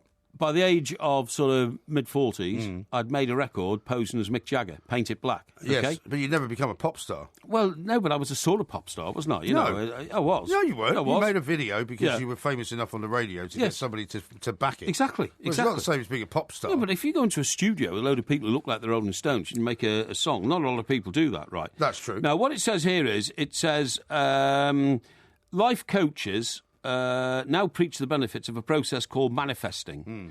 And what happens is you wish yourself an entirely new life. Is this part of the way that you also have to imagine it? Because a lot of these life coaches will say, imagine yourself in a situation and then you will get it. That's you will right. Get there. You do. See, it's all very well, right? It's up to a point, it's okay. Yeah. But a lot of people can't do that because not everybody. It's a bit like the argument that Tony Blair used to make about, we don't want everyone to go to university. Everybody shouldn't go to university because not everybody suits going to university and not everybody needs to do it. I totally agree. Anyway, the author of this book, The Secret, which is nothing to do with The Secret, which is the great TV series. Rogerisation Secret. Yeah. And that's still on, I presume, by the way. There's one episode left this week. I'll tell you all about it next week. Okay. Is Rhonda Byrne. Now, she says... Who? Rhonda Byrne. Who's she? She's the author of The Secret. Oh, I see. Sorry. Which is the book which explains manifestation, how it can change your life. Right. Now, she says... manifestation started with me with big thoughts, okay? Right. But she's so developed it, and that's why she's written this book on how big a part it plays in her life. Yeah. She now says, I now manifest everything from life-changing events on a big scale to the rather more mundane. She says, some days I will manifest getting a free coffee. I will start talking to someone in Pray. I will engage them in conversation. In Pray? P-R-E-T. Pray a manger. Oh, you mean Pret? Pret, yeah. Pret, that's right, yeah. In Pret. And I thought you meant this was some kind of state that you get yourself into. No. You get yourself, on your knees and all that. No, I'll start talking to somebody in Pret where they serve coffee. Yeah. And within 2 or 3 minutes, if I've picked the right sort of subject to talk to them about, a member of staff is happy to give me a free coffee. Other times... What? Yeah. Other times, now this is spooky from what you've just said, right? So she hangs around in Pret, trying to get a free coffee. Yes, and then she gets one because she talks to somebody behind the counter. Why does she just pay for the coffee? Well, I don't know, but listen, this is spooky because guess what she says next? Yeah. Other times, I will manifest a parking space. Yeah. Now you've just said right. Yeah. And one will appear miraculously. You can have anything you want. You just have to have a plan and have faith, right? I think there's some truth to it, but I think, like all these things, you can't take it too far. Because if you start to expect that it works, then you'll expect everything. Like, for example, you couldn't walk out of here right now and say, I'd like to sort of envision or imagine that I will find a big suitcase full of money before I get home this morning. Yeah, but that's not tangible. Of course it is. Getting a free coffee in Pret is tangible. Getting a parking space... No, what you mean is achievable. Achievable. That's what I do mean. Well, it might be. It might be achievable. I mean, why can't you walk down the road and find a load of money? Here, listen to this. Now, she says, I created this life because I wanted it to happen. I'm an active participant in fulfilling my dreams. Yeah. It's called manifesting, and I'm very good at it. Now, she says she's done research which shows that priming the brain by envisioning a goal can significantly increase your likelihood of noticing opportunities which you can then take and achieve, okay? Well, a Rogerisation opportunity. Well, I think that comes into it. Having a positive mindset can influence outcomes. But I've always said this. I've always said positivity is the way forward. You know, people that come in to work and sit next to you and groan and moan all the time, apart from the fact that it wears you down, you don't really want to talk to them. Because you can look at them and say, look, you are going to have a negative life because all you do is complain about everybody else. Okay. You know what I mean? Now, listen to this here. What do you mean, okay? Yes, I agree with you. I agree no, with but you. that's just but that's not how you said it. What? You say okay, meaning, okay, that's enough out of you. No. Let me just give you some more of my cobblers. No, don't be sensitive. Don't be sensitive. I am sensitive. Now, a woman called Irene Tracy, who is a Nuffield Professor of Anaesthetic Science at Oxford University. Anaesthetic science. Anaesthetic, and you know... anaesthetics. Anaesthetics, yeah. She says, what happens is, it goes like this. Recently, I undertook a study in which students were asked to sit and meditate for a few minutes to visualise doing well in their exams. Yeah. They did this for a period of a week before their exams. This manifesting, which we started to call it, caused them to relax so much that they studied less and scored higher grades because the sense of tension and despair that the exams sometimes bring on people disappeared. Yeah. Well, that is called manifesting. Yeah, well, listen, I in some ways, like a lot of these new age kind of newfangled ways of describing things, I think on the basis of it is correct. I mean, we heard Jurgen Klopp, although it didn't work out for Liverpool last night, yesterday saying, if all you feel is the stress, then it's never going to work. Yes. You know, if you're going into a big event like the Europa League Cup final, yeah. If all you feel is worried, if all you can think about is being nervous, yes, and you're not going to enjoy it, then you're not going to succeed. Yes. So I think it's basically correct, but I think it has limitations. Yeah, but when I decided I wanted to be a pop star, I became one. No, you didn't. That's amazing. No, but you didn't know. I did. This is Talk Sport. The Two Mikes, simulcast across the UK on Talk Sport and Talk Radio.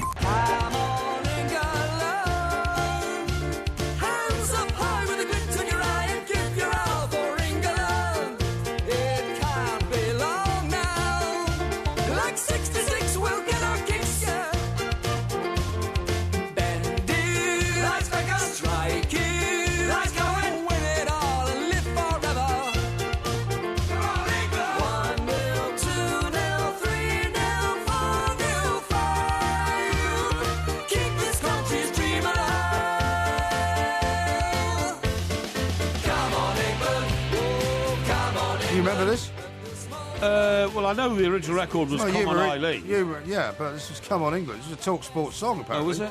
You were involved in it, apparently. I think I was, actually. Yeah, I think I was, yeah. 10 years ago? Yeah, could have been, yeah. You don't remember it? I do, yeah. Well, you must have been in a recording studio for that, then. I think we recorded it in here. Did you? I think so. Really? I think so. Would you have Dex's Midnight Runners involved in it, then? No, I think we just wrote some new words on top of the song. That Dex's just Midnight... nicked it. Eh? Well, just nicked it, yeah.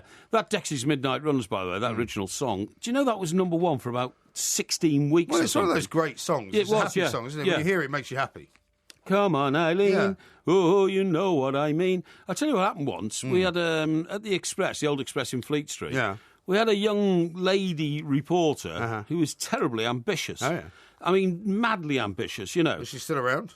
Yes, but I don't think she works in our business anymore. Oh, okay. I think she found a rich guy to marry, which really was her ambition anyway. Ah, okay. But anyway, the point... Better not give her name away, then. Well... If she's married to a rich guy, she might sue you. No, I have to, because it's all to do with Come On Eileen. Yeah. Her name was Eileen. Okay. So what happened was... Well, don't give her other name away. No, I won't give her another name. I don't know what it is anyway. But anyway, so what happened was, very briefly, she flashed her eyelids... No, not her eyelids, her eyelashes, actually.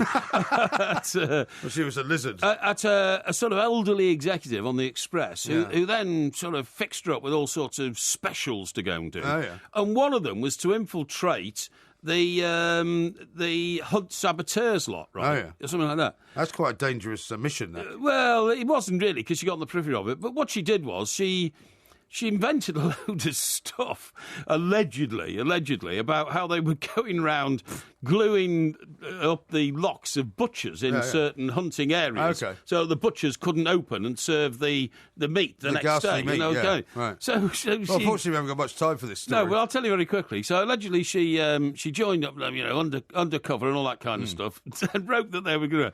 Anyway, they all said no, we didn't do that, and then they all turned up outside the Express with a record player.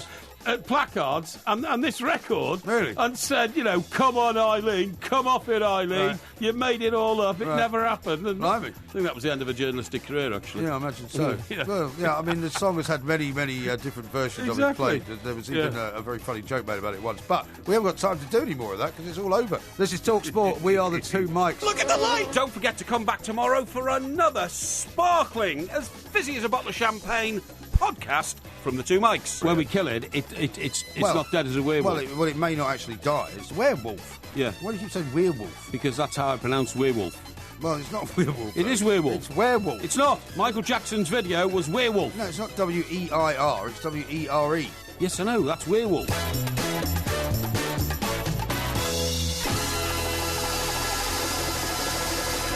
And, of course, that invoked zombies to reappear in graveyards from the depths of their graves. Sorry. Well, it did. If you love the Two Mikes podcast, you'll love the live show. Weekday overnights from 1am on DAB Digital Radio and 1089 and 1053 AM and via the TalkSport app. TalkSport, your Premier League station with exclusive commentaries every weekend. What an absolute corker. TalkSport. Hey, man, good trip.